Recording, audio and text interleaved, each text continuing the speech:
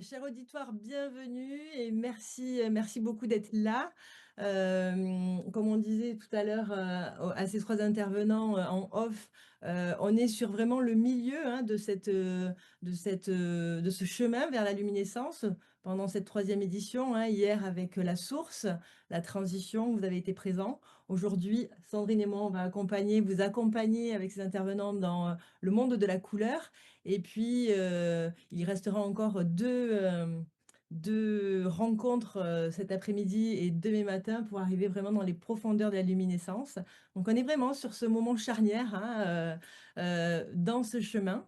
Et pour étudier cette thématique de la couleur, donc on a le plaisir, de recevoir, avec nous alors, Dominique Bourdin. Donc Dominique était présent déjà l'année dernière, sur la résonance des savoirs. Il a vécu le séminaire en présentiel avec nous. On a eu un coup de cœur pour lui, on l'a réinvité à nouveau cette année. Dominique, donc, tu as pratiqué la médecine générale pendant 18 ans et puis n'y trouvant plus ton compte, en fait, tu t'es tourné vers une approche plus globale de la médecine, de la santé, vraiment justement au service de la santé. Tu as créé un centre de bien-être en Vendée qui s'appelle la Chrysalide, où tu as créé un protocole de synergie de techniques thérapeutiques avec l'hydrothérapie du côlon, la chromothérapie, hein, qui est une de tes spécialités. Et ces différents outils permettent d'agir sur les différents plans de l'être humain et font partie de tes outils clés que tu pratiques pour accompagner l'homme vers un équilibre. Et aujourd'hui, tu t'appliques à transmettre vraiment, tes connaissances avec Sylvie, ton épouse, lors de formations que tu donnes, que tu, dispenses également aussi sur ton centre. Merci beaucoup Dominique. Donc Dominique avec toutes ses couleurs, c'est magique. Et puis, nous avons, fait appel aussi, à Vanessa. Donc, Vanessa, l'artiste du groupe, on va dire, l'intuitive. Vanessa, tu es, issue d'une famille de vitraillistes depuis, 3 générations, hein, donc tu es bercée, dans ces couleurs un petit peu magiques depuis, ta tendre enfance. Tu as grandi dans l'atelier familial et tu as appris, dans un premier temps, un petit peu ce métier par, l'observation, en tout cas. Et puis, avant de te mettre à l'œuvre et de, par tes mains, commencer à créer. Et d'une manière logique et évidente pour toi, tu as créé, en 2009, ton atelier dans le 64.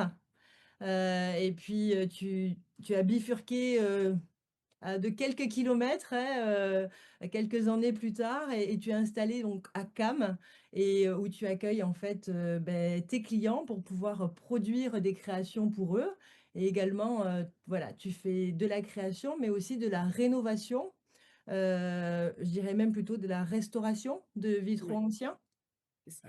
Et ton meilleur allié, en fait, pour répondre, aux demandes de tes clients, à ce que j'ai compris, c'est vraiment, ton intuition et tu nous feras part de ton expérience, pendant cette rencontre.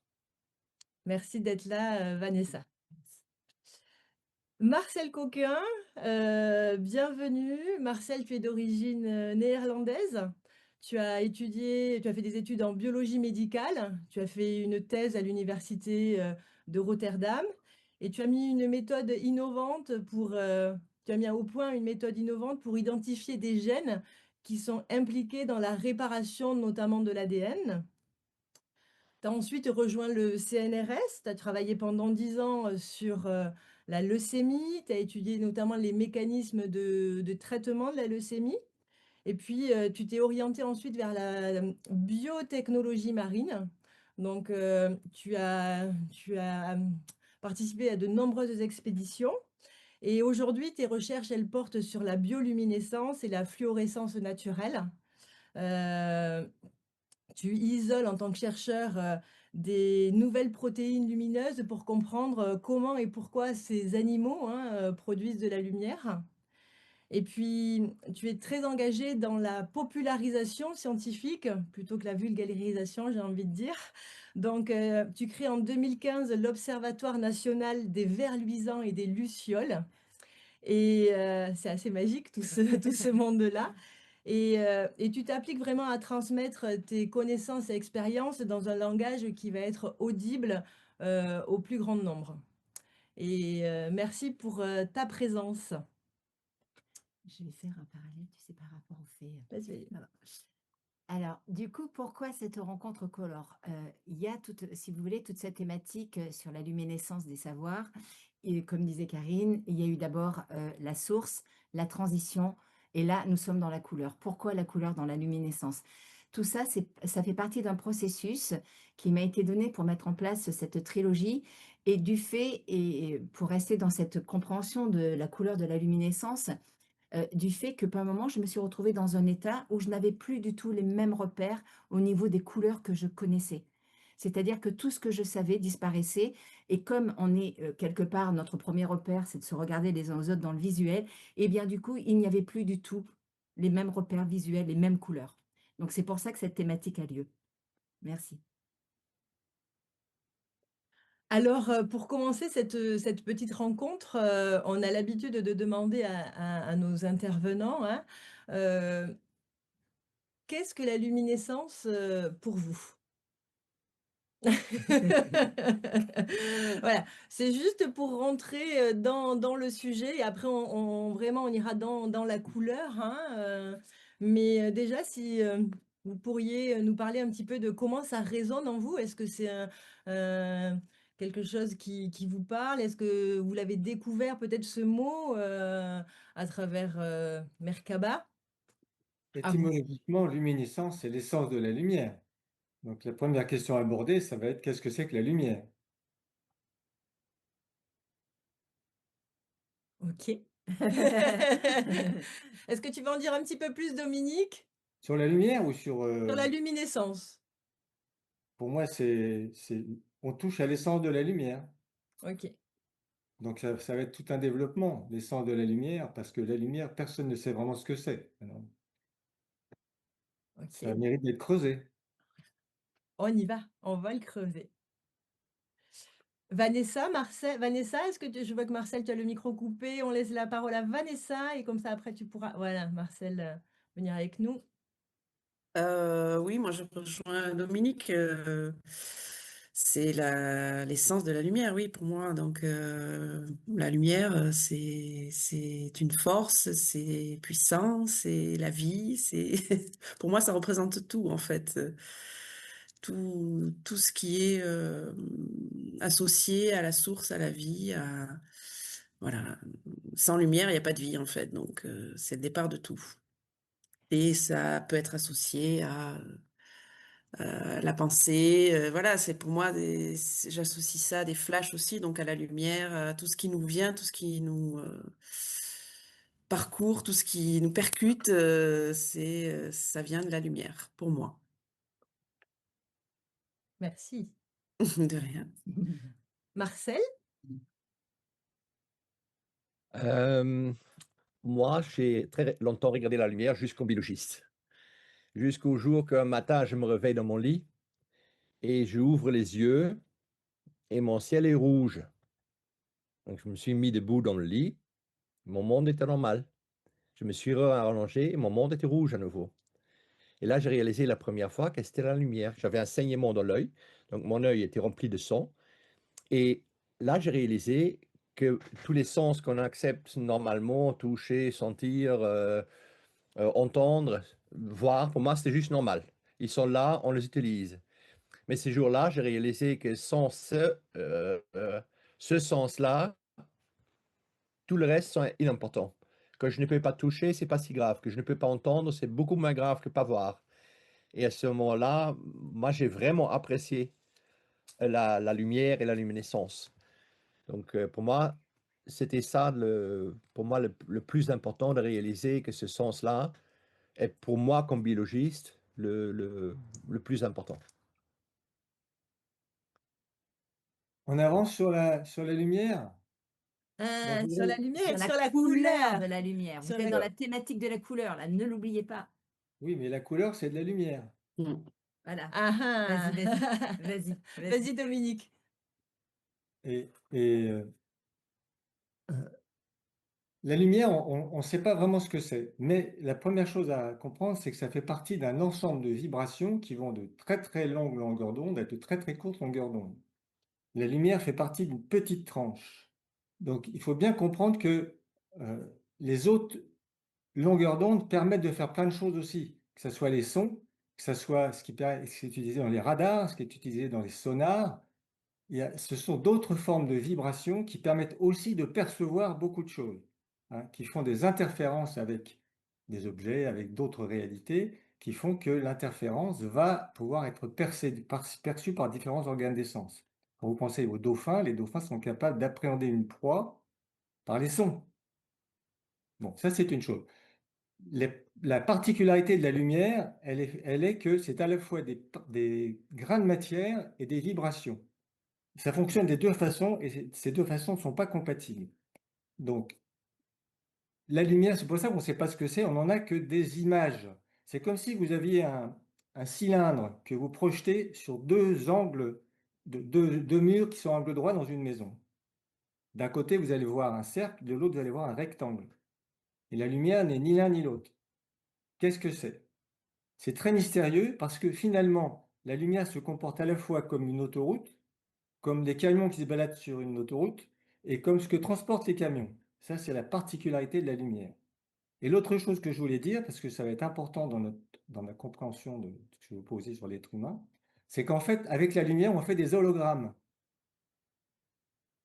Un hologramme, c'est une technique photographique qui utilise donc la lumière, qui permet, quand on prend en photo un objet, avec ces systèmes d'interférence lumineuse, quand on développe la photo, on ne voit pas l'image de l'objet, mais on voit des interférences lumineuses. Et si on projette le cliché dans les mêmes conditions que la prise de vue, ce qui va apparaître, c'est une image de l'ensemble de l'objet en relief. Ça, c'est une particularité. La deuxième particularité, c'est que si on prend un morceau du cliché, qu'on le projette dans les conditions de la prise de vue, quelle que soit la taille du cliché, on va toujours obtenir une image de la totalité de l'objet. Il y aura toujours un peu de relief, mais le relief va diminuer en fonction de la taille de l'objet. Et puis on va changer de point de vue en fonction de l'endroit où on prend l'objet. Je précise ça parce que ce que disait notre ami artiste, c'est qu'en fait la lumière est à l'origine de tout. Pas vraiment, c'est un petit peu un intermédiaire, mais finalement c'est grâce à elle qu'on peut comprendre que l'être humain fonctionne aussi comme un hologramme. J'y reviendrai tout à l'heure, mais l'être humain, c'est un ensemble de lumière condensée. Hein, le corps physique est de la lumière condensée à partir du corps vibratoire. Ça, on y reviendra. Mais c'est la lumière qui permet de comprendre qu'on peut fonctionner comme un hologramme, c'est-à-dire que chaque partie de l'être humain correspond à la totalité, donne accès à la totalité. Et ça va donner une compréhension de ce que nous sommes sur cette planète. Effectivement, la lumière permet de comprendre beaucoup, beaucoup de choses. Et les couleurs, eh bien, c'est une décomposition de la lumière. Donc, toutes les couleurs sont dans la lumière, y compris celles que l'on ne distingue pas bien, parce qu'on a des yeux qui ne voient que une tranche de lumière assez courte. Voilà. Merci Dominique. Vous voulez rebondir, Marcel, Vanessa?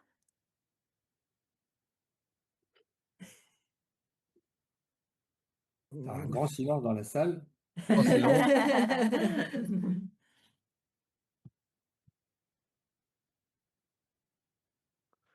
Alors, par rapport à ce que tu dis, Dominique, ce serait que dans la lumière ou dans la luminescence, qui est l'essence de la lumière, on peut retrouver toutes les couleurs.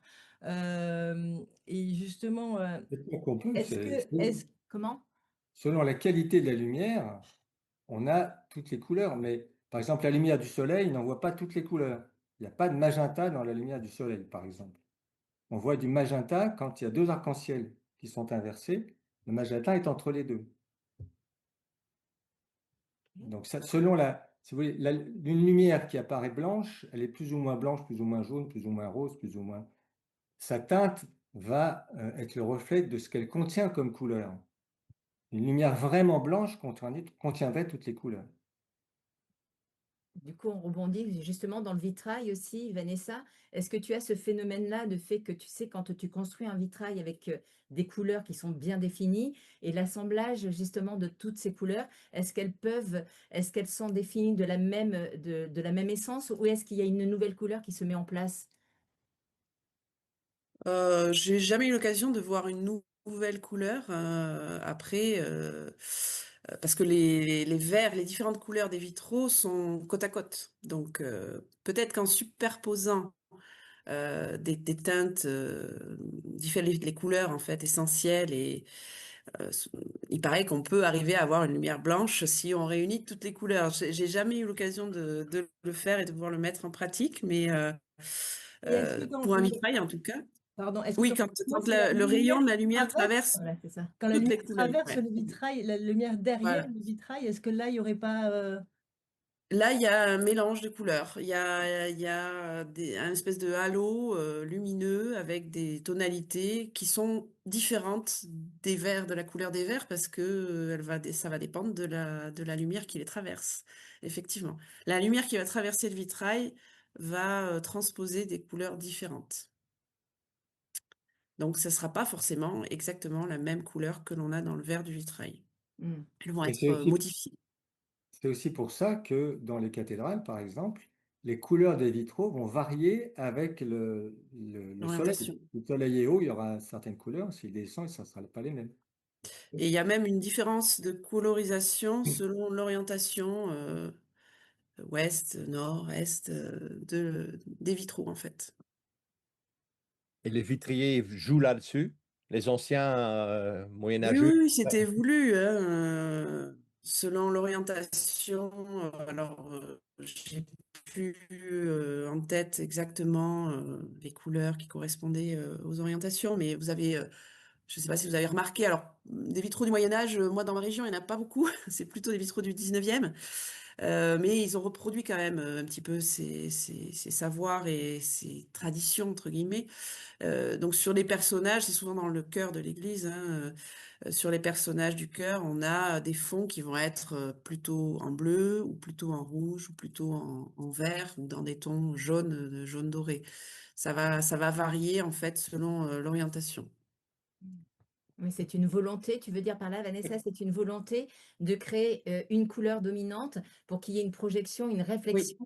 Voilà, oui, c'est tout à une fait. volonté. Oui, Ok, oui, super. Donc du coup, c'était lorsqu'on souhaité. se retrouve sous ce vitrail-là, à cet endroit-là, pardon, et donc du coup, il y a vraiment quelque chose qui Oui, l'énergie, avec une l'ambiance, énergie, une l'atmosphère n'est pas lumière. la même quand le soleil traverse un vitrail qui va avoir un fond rouge ou un vitrail qui va avoir un fond bleu ou un fond vert. Oui, ça va être différent. Après, on retrouve toujours d'autres couleurs. Ça va pas être un vitrail uniquement en rouge. Il y aura toujours du rouge, du bleu, du vert, du jaune dans les vitraux. Oui, dans les vitraux traditionnels, on retrouve tout le temps ces couleurs-là, hein. C'est les trois couleurs fondamentales lumière. Oui, ben oui, oui, tout à C'est fait. avec celle-là qu'on fait toutes les couleurs. Mm, Ce qui veut En dire que exactement. quelque projection. part, il y a un objectif. Et là, j'ai envie de rebondir sur Marcel. Quand vous parlez des vers luisants, est-ce qu'il y a un objectif justement de cette luminescence, de ce vers luisant, enfin cette bioluminescence, pardon, du vers luisant? Et moi, je voudrais qu'on parle aussi peut-être de la capacité à ces animaux, à ces êtres vivants, à créer cette luminescence, et qu'on peut réellement voir avec nous, nos yeux, hein, qui va être perceptible avec nos yeux. Alors que, aujourd'hui, nous, en tant qu'êtres vivants, est-ce qu'on serait capable de créer de la luminescence et aussi, du coup, de la percevoir? On est jaloux des vers luisants. Donc, oui, c'est bête, ils font plein, plein, plein de couleurs. Si on va là où il y a le plus de bioluminescence, c'est la mer. En dessous des 150 mètres dans la mer, on dit que 70-80% des organismes sont bioluminescents. Et comme dans la mer, on a un grand filtre de cet sens, un plongeur qui descend, à 10 mètres, il n'a plus de rouge. Parce que le rouge, il disparaît d'abord. Après, c'est le jaune, orange, tout ça, ça disparaît. Le vert, et à 150 mètres, il y a encore un tout petit peu de bleu, pour nous. Parce que pour nous, à 200 mètres, on ne voit plus de lumière. Nos yeux sont plus adaptés.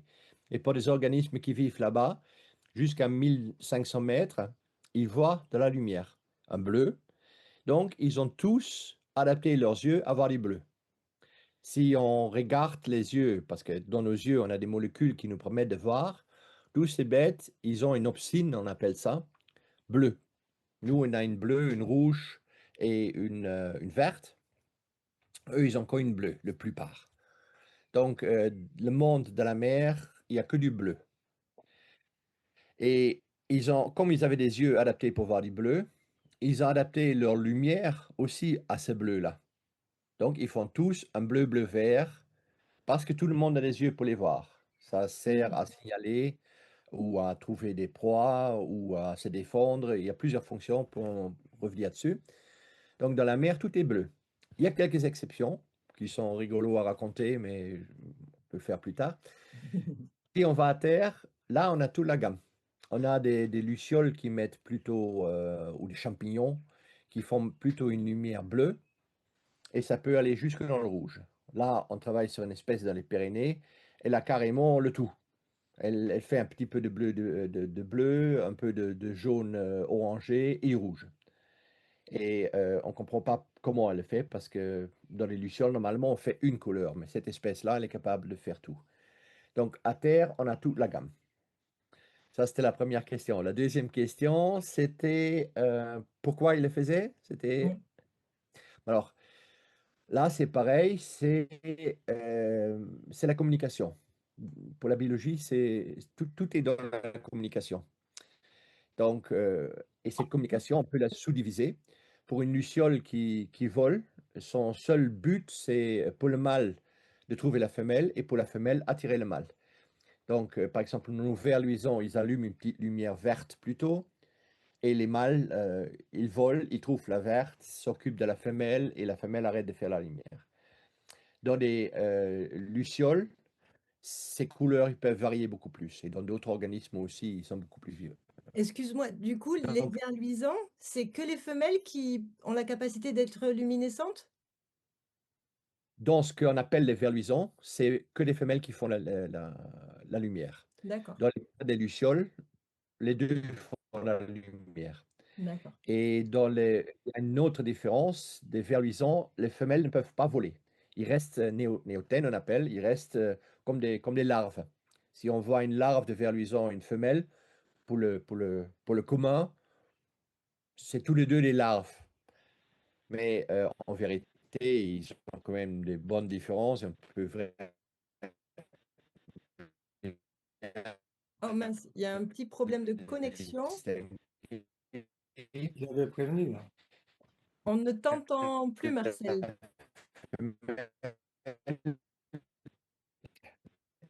Allô, Marcel? Et c'est en hollandais. Ouais. Du coup, on peut rebondir sur Là, Ah, c'est bon, Marcel? Non. Alors, on peut si rebondir, elle par bouge exemple, pas, c'est bon, Marcel, pardon? allume sa lumière. Bon, OK. Ah, Il va dit, revenir je à vous nous. entends. Du coup, tu vois, par rapport à ce que disait Marcel, Dominique, justement, dans cette faculté à ces êtres-là de pouvoir émaner de la lumière pour un langage de séduction ou autre, est-ce que tu peux nous parler, nous, puisque tu as un magnifique schéma derrière toi, cette émanation, si moi, voilà, je suis une femme qui veut séduire un homme, est-ce qu'inconsciemment, j'émane une certaine lumière qui fait que je vais pouvoir me connecter à cet homme qui serait réceptif à cette lumière? Ah, tu veux que je parle des 3 enveloppes énergétiques? Peut-être que c'est voilà. ça.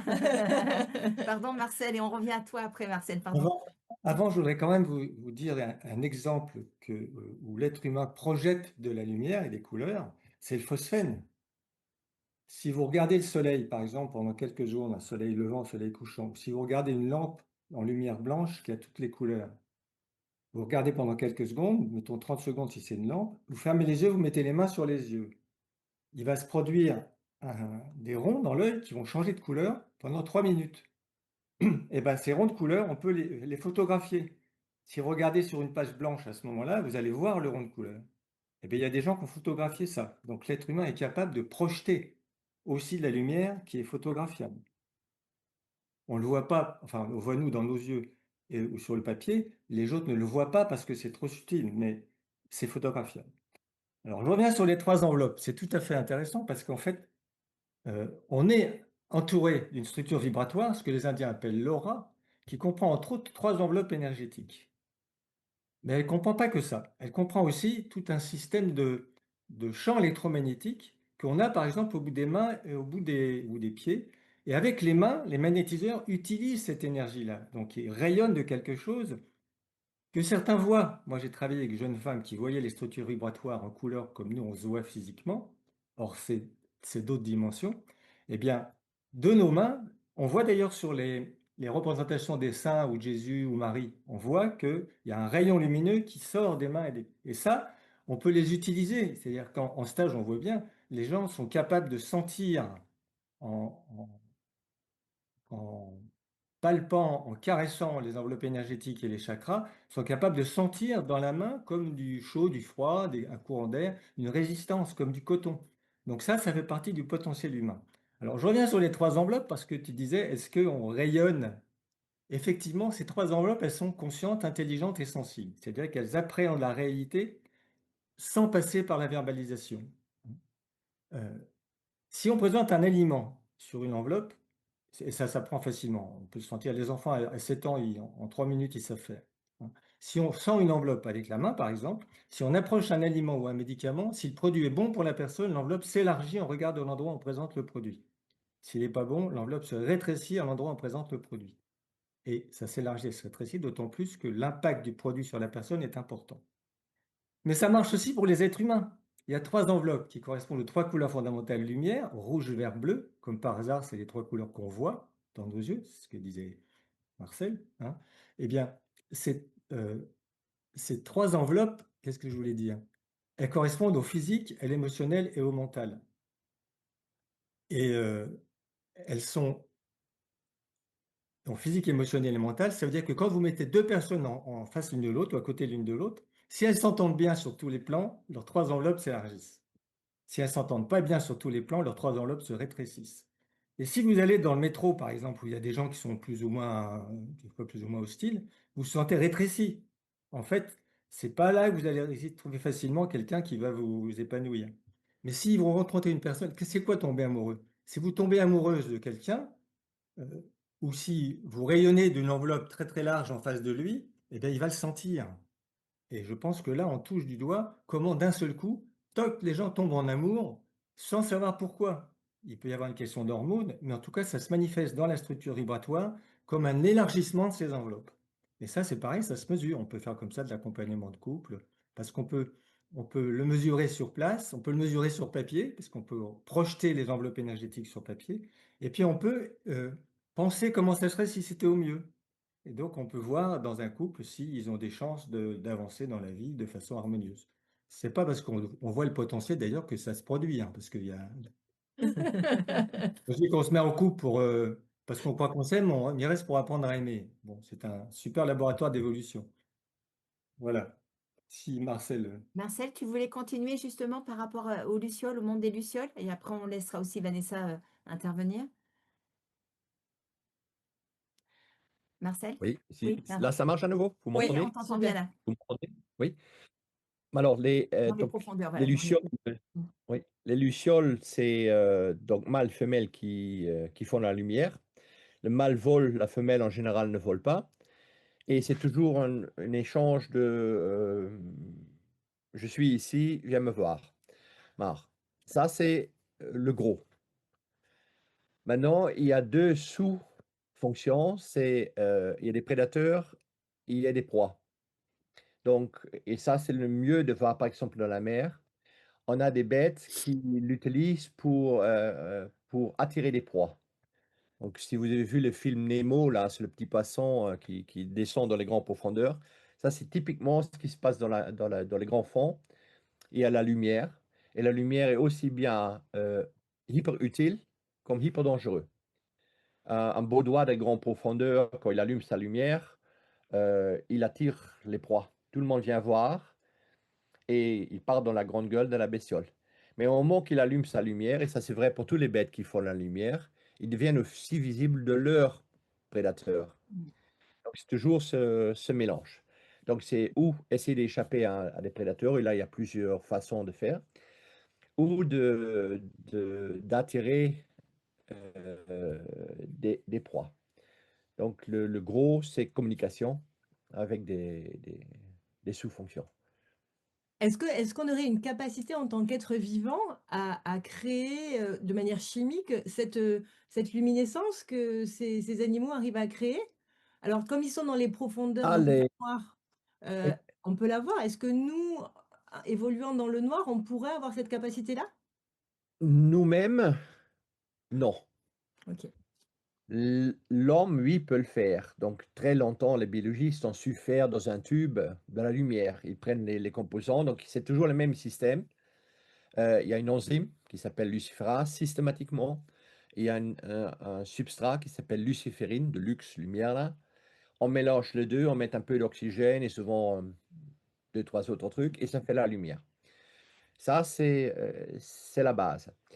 Maintenant, très longtemps, les gens, ils ont eu des idées. Par exemple, le père de la bioluminescence, c'était Raphaël Dubois, c'était un médecin lyonnais qui était élève de Paul Bert et de Claude Bernard, le grand physiologiste français, qui avait comme idée, il voulait illuminer le monde avec des bactéries bioluminescentes. Parce qu'il y a plein de bactéries qui font la lumière.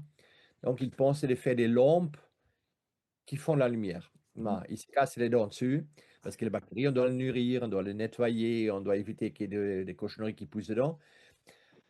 Ça, c'est pas possible. Maintenant, il y a à peu près maintenant 3-4 ans, il y a des Russes qui ont finalement compris le système des champignons et ils ont, avec un Américain, ils ont fait des plantes maintenant. Il y a des pétunias aux États-Unis qui ont ce système. Et ce système a l'avantage que le substrat, que dans tous les autres systèmes, on devait apporter de l'extérieur et ça coûte très cher. Là, presque toutes les plantes, ils ont ce substrat. Donc, la seule chose, ils ont fait un transgénique, ils ont mis l'enzyme dans la plante de la pétunia. Maintenant, les pétunias font la lumière. Sauf que ça, c'est des Américains. Ils vendent ça, on peut les acheter par Internet. Heureusement, en Europe, c'est totalement interdit de les vendre. Ils sont en train de disperser une plante transgénique avec tous les problèmes qu'on connaît déjà des maïs Monsanto et tout ça. Donc, c'est une grosse bêtise qu'ils ont fait, mais bon, ça va continuer. Il y a une petite boîte française qui s'appelle Woodlight qui ont eu le même type d'idée, sauf que c'est deux biologistes et ils ont réfléchi avant. Et donc, ils sont tous en train de faire pour que le danger de l'OGM n'est pas là. Donc, on essaye de l'éviter coûte que coûte. Donc, nous-mêmes, on a les sphères que le biologiste appelle ultra weak photon emission.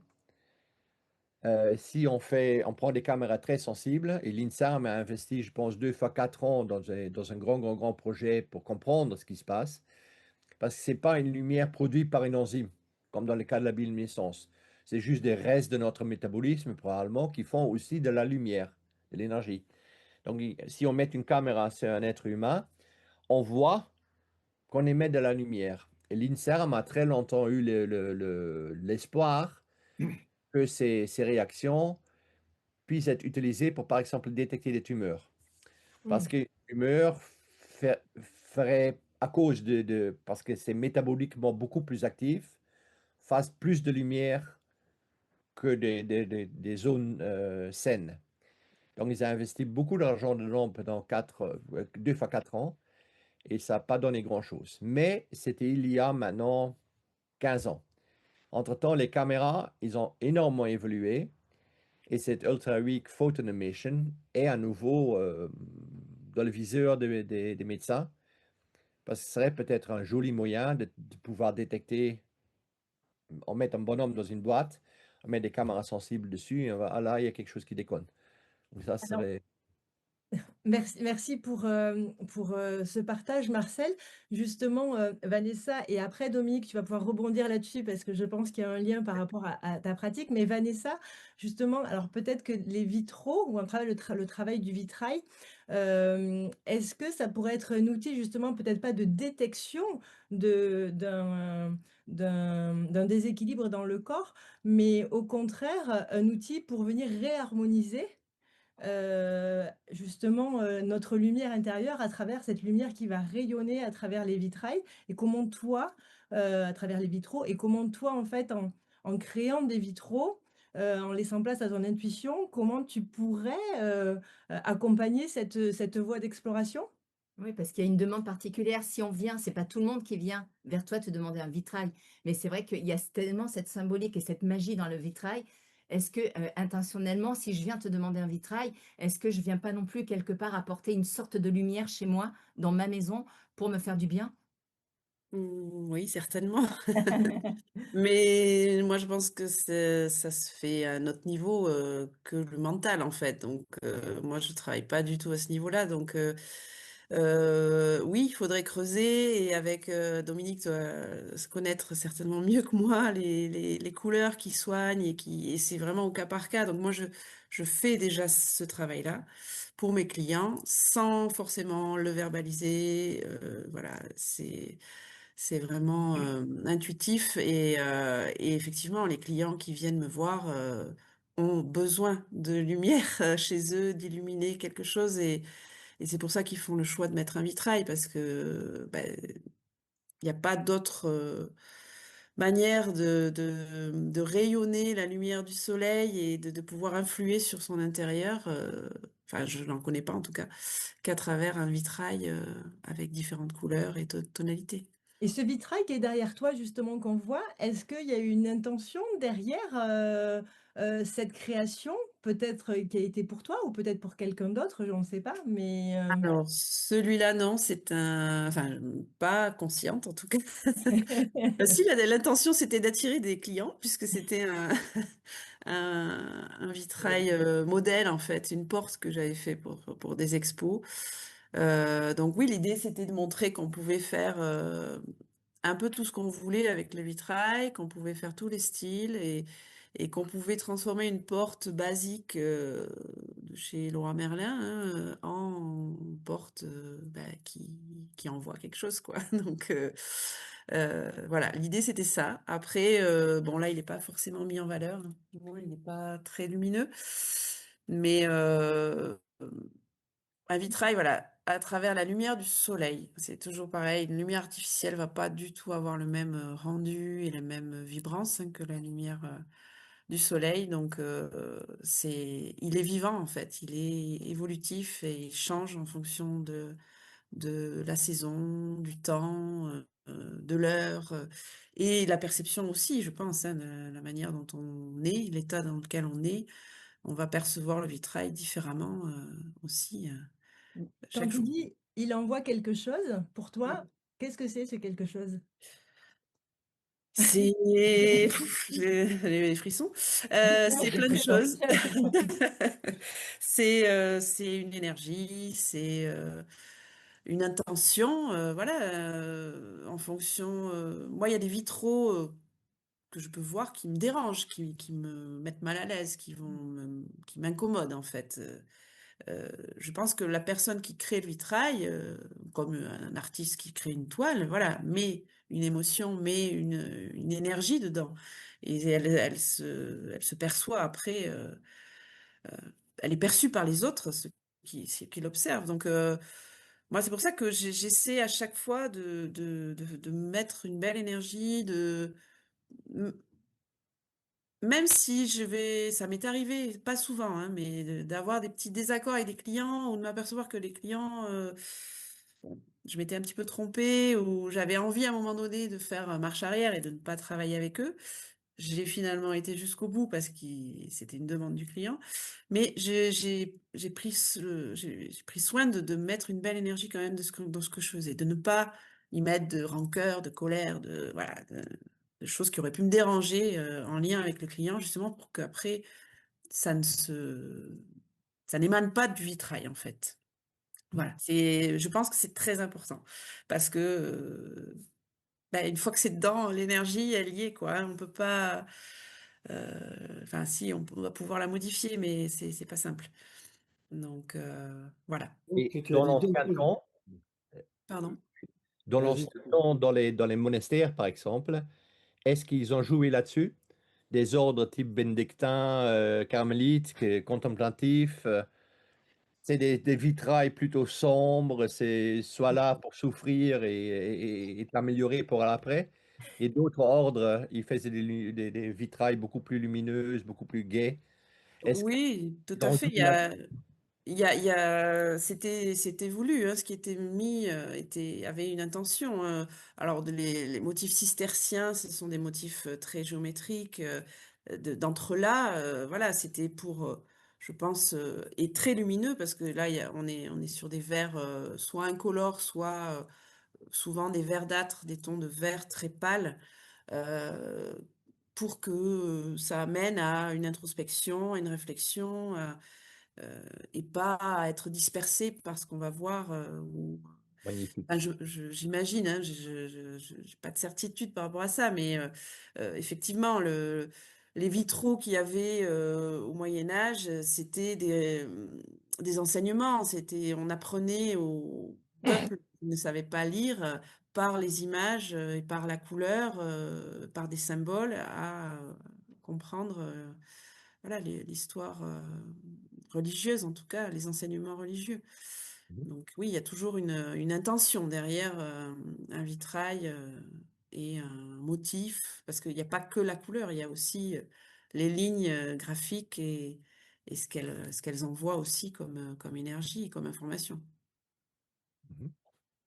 J'ai l'impression d'avoir compris deux choses importantes dans ce que tu as dit. La première, c'est quand tu mets une énergie positive, moi j'ai parlé d'une énergie d'amour carrément, dans ce que tu fais, ton travail le garde en mémoire, les vitraux le gardent en mémoire.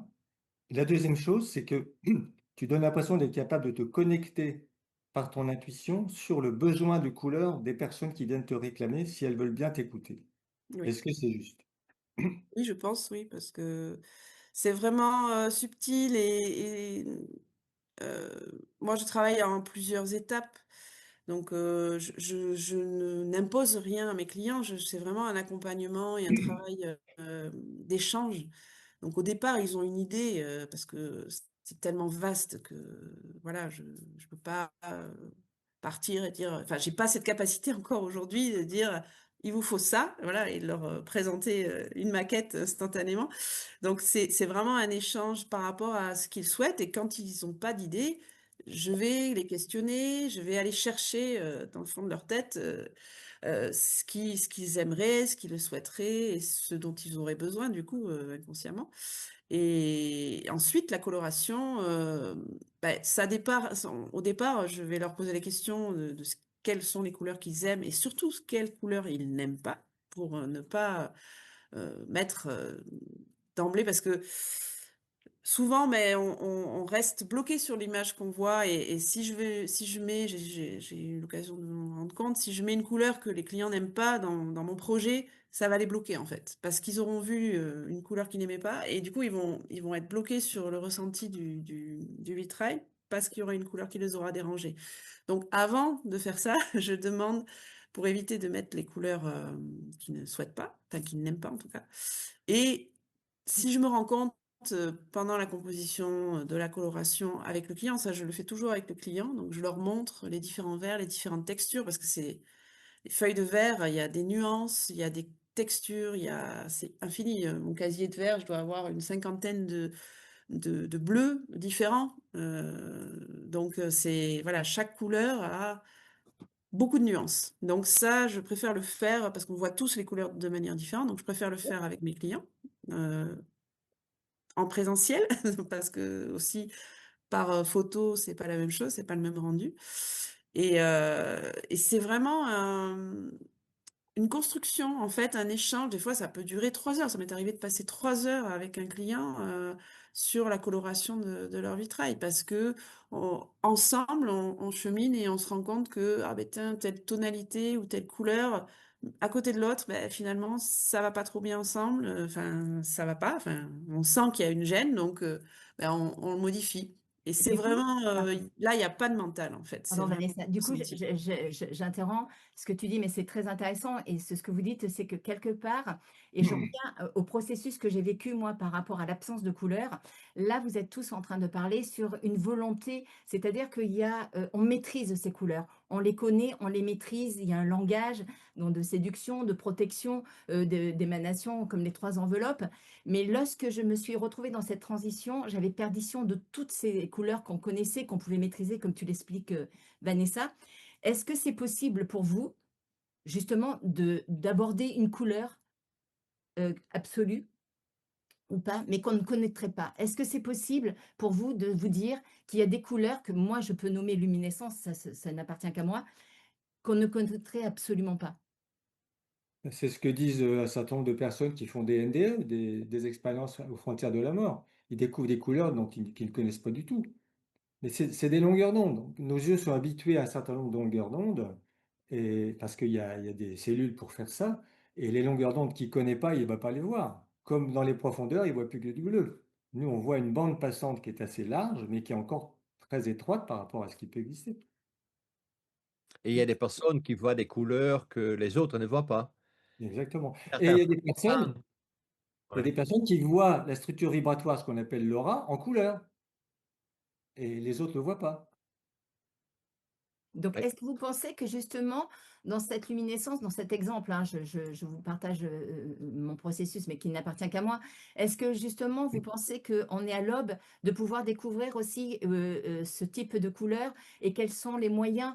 Est-ce qu'on a besoin, nous, en tant qu'humains, d'avoir un apport extérieur, euh, chimique, biologique, je ne sais quoi, ou simplement un développement de notre propre lumière pour aller justement vers ces lumières-là, ce type de lumière? Moi, je pense que ça sera pas extérieur, mais ça, c'est mon avis. Oui, je pense qu'aujourd'hui, on n'est pas en capacité, de percevoir, certaines lumières et certaines personnes le sont et moi, j'ai l'occasion à chaque fois de me rendre compte qu'on voit tous les couleurs d'une manière différente. C'est vraiment et je ne sais pas comment on pourrait, grâce à la science, le mettre en évidence, mais on Ah ne bah, voit pas la même chose, en fait. On ne voit pas la même chose. je vais te l'expliquer, je vais éclairer ça avec Mmh. une autre perception, c'est les sons. Si on fait un test d'écoute à des personnes qui sont censées entendre normalement, on va toujours avoir des pics d'hypersensibilité à certaines fréquences et des creux d'hyposensibilité à d'autres fréquences. Et ces pics et ces creux correspondent à une partie du corps dans l'expression physique ou symbolique. C'est-à-dire que si tu as mal à l'estomac, par exemple, qu'on fait un test d'écoute, on va trouver un pic ou un creux aux 2000 Hz. Si tu as des problèmes de gorge, on va le trouver à 4000 Hz. Si tu as des problèmes d'ovaire, on va le trouver à 1000 Hz. Bon. Nous, derrière, on fait un traitement qui est en miroir de cette façon d'entendre. On va filtrer les pics, augmenter les creux. Et on va s'apercevoir qu'on arrive à les effacer. Et à ce moment-là, on arrive à lever la souffrance, par exemple, sur l'estomac, si on a libéré le pic à 2000 Hz. Et très souvent, on va avoir une remontée à la conscience de souvenirs d'événements liés à la symbolique de l'organe qui souffre. Bon. Mmh. Donc, ça veut dire que notre façon d'entendre, elle est liée à notre histoire, elle est liée à ce qu'on a vécu. Et on n'est pas deux personnes sur la Terre à entendre pareil. Mais ça, on ne peut pas le mesurer. Enfin, je ne sais pas comment on peut le mesurer avec les yeux, vraiment. Mais en tout cas, c'est la même chose pour la vision. On voit le monde en fonction de notre histoire. Il n'y a aucune objectivité chez l'être humain. Et notre champ aurique, justement, il va se modifier en fonction de ce vécu, en fonction de chaque personne. Et toi, Dominique, avec tes travaux et ta pratique, tu peux, comme disait tout à l'heure Marcel, tu peux déceler une anomalie, un déséquilibre à telle partie du corps en voyant, et du coup, Ça, venir rééquilibrer grâce aux couleurs? oui, oui. Alors, je vais vous citer une expérience qui m'a complètement. J'étais étudiant en médecine, qui m'a complètement sidéré. J'ai rencontré un médecin qui s'appelle le docteur Audry, qui avait travaillé avec le docteur Nogier, auriculothérapeute. On était à un congrès, imaginez, 5 étoiles, Royal Hotel à Évian. Il fait débarrasser la table, il fait allonger un de ses confrères, on était tous des médecins. Il prend une cuillère en argent, mais il a fait pareil avec une petite lampe. Il demande à tous les médecins, à quelques médecins qui étaient autour, de prendre leur pouls ou le pouls de la personne qui était allongée. Il prend sa petite lampe, il balaye le corps de la personne, il dit aux gens, vous allez sentir une modification de votre pouls quand je vais tomber sur un endroit perturbé sur le corps. D'accord. Et il passe sa lampe et les médecins qui étaient là autour disent, il y a quelque chose là, il y a quelque chose là. Il y avait quelque chose sur le genou et quelque chose sur le cœur. Il a blanchi le médecin qui était allongé parce que c'était vrai. Il y avait ces deux choses-là. Il a reproduit la même opération sur un petit chien qui était porté par un des médecins. Il fait ça sur le chien avec sa lampe. On a pris notre pouls ici. Et il a dit, bah, votre chien, il a un problème à la hanche. Et c'était vrai. Donc ça veut dire qu'on est capable de percevoir des interférences à distance qui se passe entre une lampe et le corps vibratoire de la personne. Ça, c'est tout à fait hallucinant. Moi, ça m'a sidéré, quoi. Et Ça on veut peut dire pas qu'on mesurer. on rayonne tous de quelque chose qui nous met en lien les uns avec les autres et qui réagissent si on est capable, si on cherche à faire les bonnes interférences et à mesurer ces bonnes interférences. Et de façon extrêmement simple. C'est-à-dire que le jour où ils arriveront à mesurer avec des caméras, ils auront certainement aussi vite qu'on va avec le pouls, mais on est capable de dire très très vite, en passant la main sur le corps, tiens, il y a quelque chose là qui ne va pas, il y a quelque chose là qui ne va pas. Et on peut même le faire sur une image, sur une photo de la personne. Il y a des gens qui sont capables de faire ça. Alors, ce que je voudrais faire aussi, c'est montrer à Vanessa le travail qu'elle fait, comment il est important, parce qu'en fait, tu fais vraiment de la chromothérapie, tu fais de la thérapie par les couleurs. Or, on est construit sur la lumière. Là, je vais vous donner la vision globale qui permet de comprendre un petit peu tout ça. Tu disais, Vanessa, que la lumière est à l'origine de tout. Je dis non, c'est pas vraiment ça. Quand vous prenez dans la matière, dans l'infiniment petit, vous avez 99,99% de vide. Le reste, ce sont que des vibrations. Donc, il n'y a pas beaucoup de vibrations. Et ces vibrations se densifient en fonction de quelque chose de l'ordre de la conscience qui l'attrape, la vibration. Imaginez, vous prenez la base de la matière qui est l'atome d'hydrogène.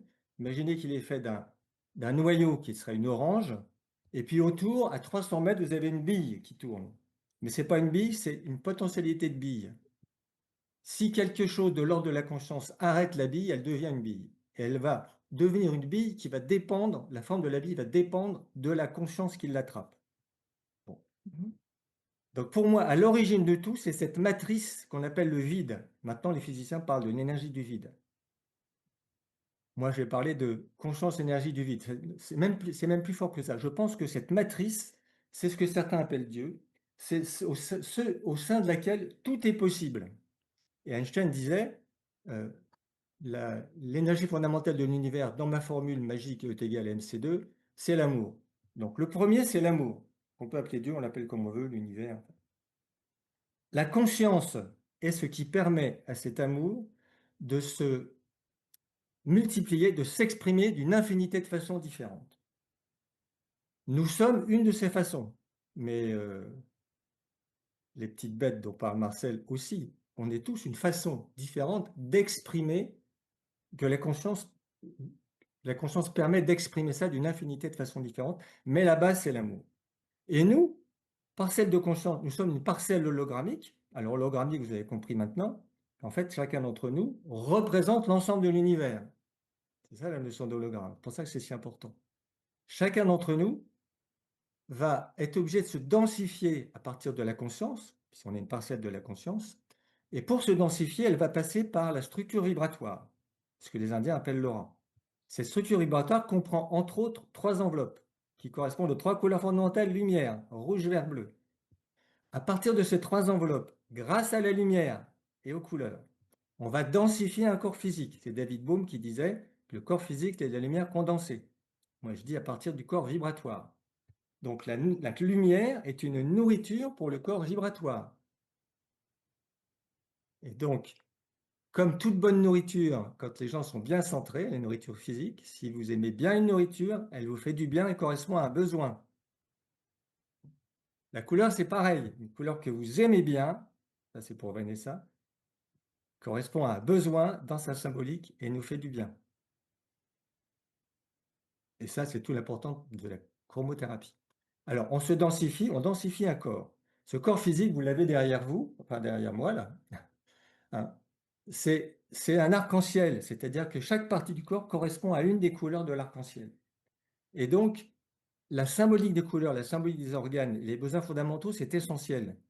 Si vous aimez bien une couleur, ça correspond à un besoin dans sa symbolique et ça signe un besoin de l'organe correspondant à la couleur. C'est pour ça que les gens, il y a des couleurs qu'ils n'aiment pas du tout, parce qu'en fait, l'organe correspondant est en trop plénitude. Hein. Il y a des gens qui aiment beaucoup une couleur, parce qu'en fait, ils ont besoin de cette couleur. Alors ça, c'est la symbolique des couleurs. Lumière, rouge, vert, bleu, celle de la projection, elle est universelle parce qu'elle est liée aux organes. Donc la plupart du temps, on peut évaluer des besoins, on va dire, quelquefois c'est des perturbations chez les personnes, simplement par le goût qu'ils ont des couleurs. Donc on peut faire des interférences lumineuses avec leur corps vibratoire, mais on peut aussi repérer par le goût qu'ils ont des couleurs. Mmh. Par contre, il y a des gens qui n'aiment pas du tout une couleur par cause de leur histoire. On est dans la symbolique des couleurs en matière. Quand on vit, on arrive sur Terre, on a densifié notre corps grâce à la symbolique couleur lumière. La symbolique de tous nos organes, c'est la même pour tout le monde. Mais dès que vous mettez un pied sur la planète, vous êtes dans la matière. Et tous les événements que vous allez vivre correspondent à la symbolique des couleurs matière. Et si, par exemple, quand vous étiez une gamine qui avait son papa qui travaillait aux ponts et chaussées avec une voiture orange, c'est ce père rentrait le soir, il câlinait sa fille, il l'adorait, ça c'est le vert, et bien la fille va associer l'orange de la voiture à la tendresse de son père. Mmh. Alors que la tendresse, c'est plutôt le vert. L'orange, c'est plutôt la couleur de l'enfant qui s'éclate. Enfin, bon. Mais si le père, il rentre bourré tous les soirs et qui frappe sa fille, ben la fille va associer le orange à la violence de son père et elle ne supportera pas le orange. Une fille qui s'est fait violer, enfin, ou un garçon d'ailleurs, elle risque de détester le orange parce que l'orange, c'est aussi la sexualité. Et en même temps d'être constipée parce que c'est le même niveau vibratoire pratiquement. Voilà un petit peu. On peut comprendre la symbolique des couleurs, les besoins que les gens ont en couleurs et toute la chromothérapie à partir de la structure de l'être humain qui est construit sur la lumière. Là, Alors, j'ai été bon, mais bon. du coup, quand tu parles des couleurs qu'on aime, et j'ai envie de qu'on a des attirances pour des couleurs particulières, et je reviens toujours sur le sujet de cette luminescence. Marcel, je voulais aussi m'adresser à toi par rapport à ça. Par exemple, nous les humains, on adore le doré, l'or. Quand on parle de la lumière, on rajoute toujours à l'or, à cette couleur or. C'est quelque chose qui... Donc après, même Vanessa et Dominique, vous pourrez répondre sur ce que représente l'or, justement. Et est-ce que justement auprès des animaux, est-ce que cette couleur existe? Est-ce qu'elle a une notion? Est-ce qu'elle a un langage? Ce doré, puisque voilà, quand nous on y met beaucoup de choses sur l'or, le doré. Oui, il y a des très, très, très jolis coléoptères qui sont brillamment argentés, par exemple, ou brillamment dorés. Et c'est fait purement physique. C'est des réfractions qui causent ça. Et c'est bête, on pense que ça les protège. Ok, c'est une protection. Un truc qui brille dans le soleil, qui bouge, un oiseau, il a plus de problèmes. Truc qu'on voit à peine, qui bouge un petit peu, là le oiseau est attiré. Mais c'est des organismes magnifiques, c'est des gros scarabées qui brillent comme mille feux là. Ouais. Et qui sont très bien aimés par les collectionneurs de coléoptères, donc ils sont tous en danger d'extinction. Ouais. Et du coup, Vanessa aussi, dans les vitraux, cette couleur dorée qui nous est propre, toi, tu l'insères, tu sais quoi, c'est la reliance entre tes couleurs, c'est quoi, Vanessa, ou tu en mets pas du tout, peut-être du doré, je sais pas. Alors, le doré, il y a plusieurs manières de l'obtenir dans le verre. Soit on a du miroir doré, donc à partir d'un verre qui va être jaune doré, et on va appliquer un teint, donc un reflet derrière, en fait, qui va refléter cette couleur. Donc là, on aura du doré. Ce sera un miroir. Après, on a ce qu'on appelle les verres iridescents. Donc là, c'est pas vraiment que du doré, ça va être un petit peu comme je pense sur les coléoptères, hein, c'est des reflets iridescents, donc ils peuvent être dorés, violets, verdâtres, même bleutés pour certains, Ça ou peut- argentés. Donc ça, c'est ce qu'on appelle les verres iridescents. Donc ils jouent avec la lumière en fait, et ils ont un reflet différent selon l'angle dans lequel on le regarde. Et par rapport revenir à l'or, dans dans le verre, on a un verre qui a de l'or, vraiment de l'or, du métal, or. C'est le rose à l'or. Donc c'est un verre qui est hyper puissant au niveau la couleur, en fait, elle est particulière. C'est un rose quasiment fuchsia. C'est une couleur qui envoie beaucoup, beaucoup, beaucoup d'énergie. Et donc, c'est un verre qui est très, très cher, hein, bien sûr, vous imaginez bien, puisqu'il y a de l'or dedans. Par réaction chimique, en fait, avec la silice, le verre se colore en rose grâce à l'or. Et ce verre-là, moi, j'en ai un petit peu parce qu'il coûte très, très cher, donc j'en mets. des petites touches dans certaines créations ou réalisations pour des clients, quand il y a vraiment besoin de dynamiser, d'envoyer de l'énergie, voilà, c'est un verre qui est très puissant, mais il n'est pas doré, pour le coup, il est rose. Quand tu dis très C'est un puissant, rose vraiment. tu voulais dire ça? Pardon? Non, pardon. J'ai Quand pas tu dis compris. très puissant, ça veut dire quoi pour toi? Ça, je sais pas comment dire. Moi, les couleurs, je les perçois en énergie, en fait. Et il y a des couleurs qui envoient beaucoup d'énergie, qui sont un vitrail avec du rose. Alors, on va peut-être éviter de le mettre dans une chambre parce que on risque de pas bien dormir. Du coup, on va avoir trop d'énergie, on va être énergisé par cette couleur. Pour moi, c'est ça, c'est la puissance, ça va être l'énergie que la couleur va envoyer, en fait, à la personne.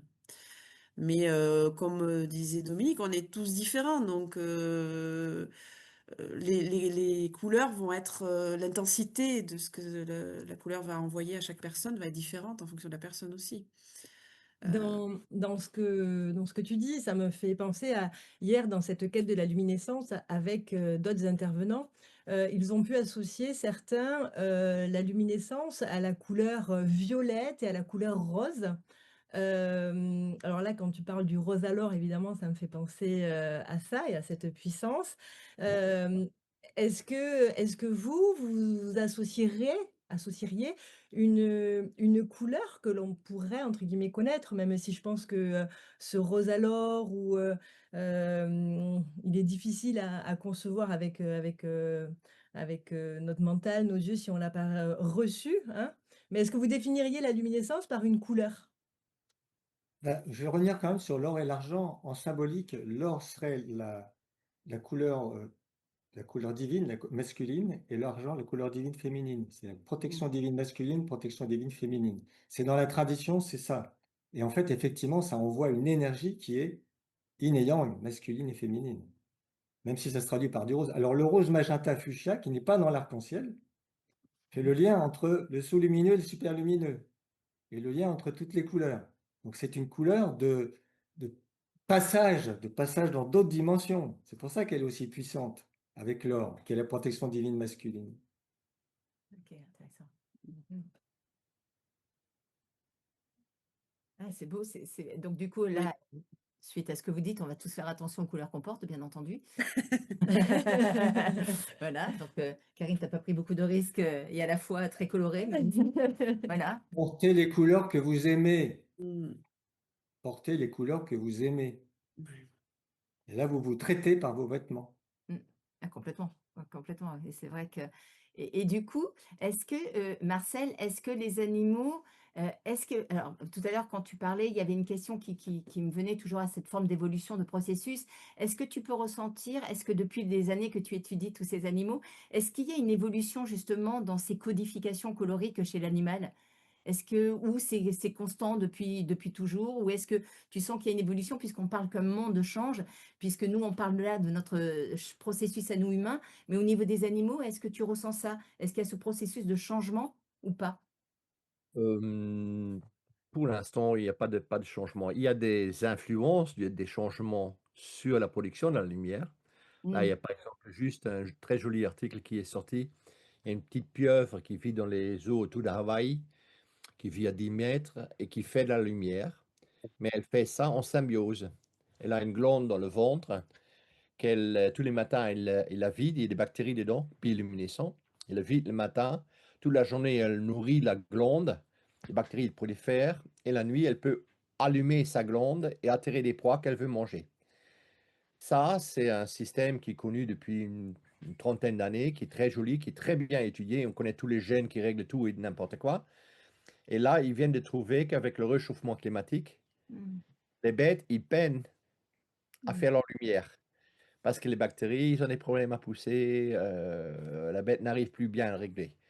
Donc ça, c'est le seul exemple que moi je connaisse d'influence sur la bioluminescence de ces changements.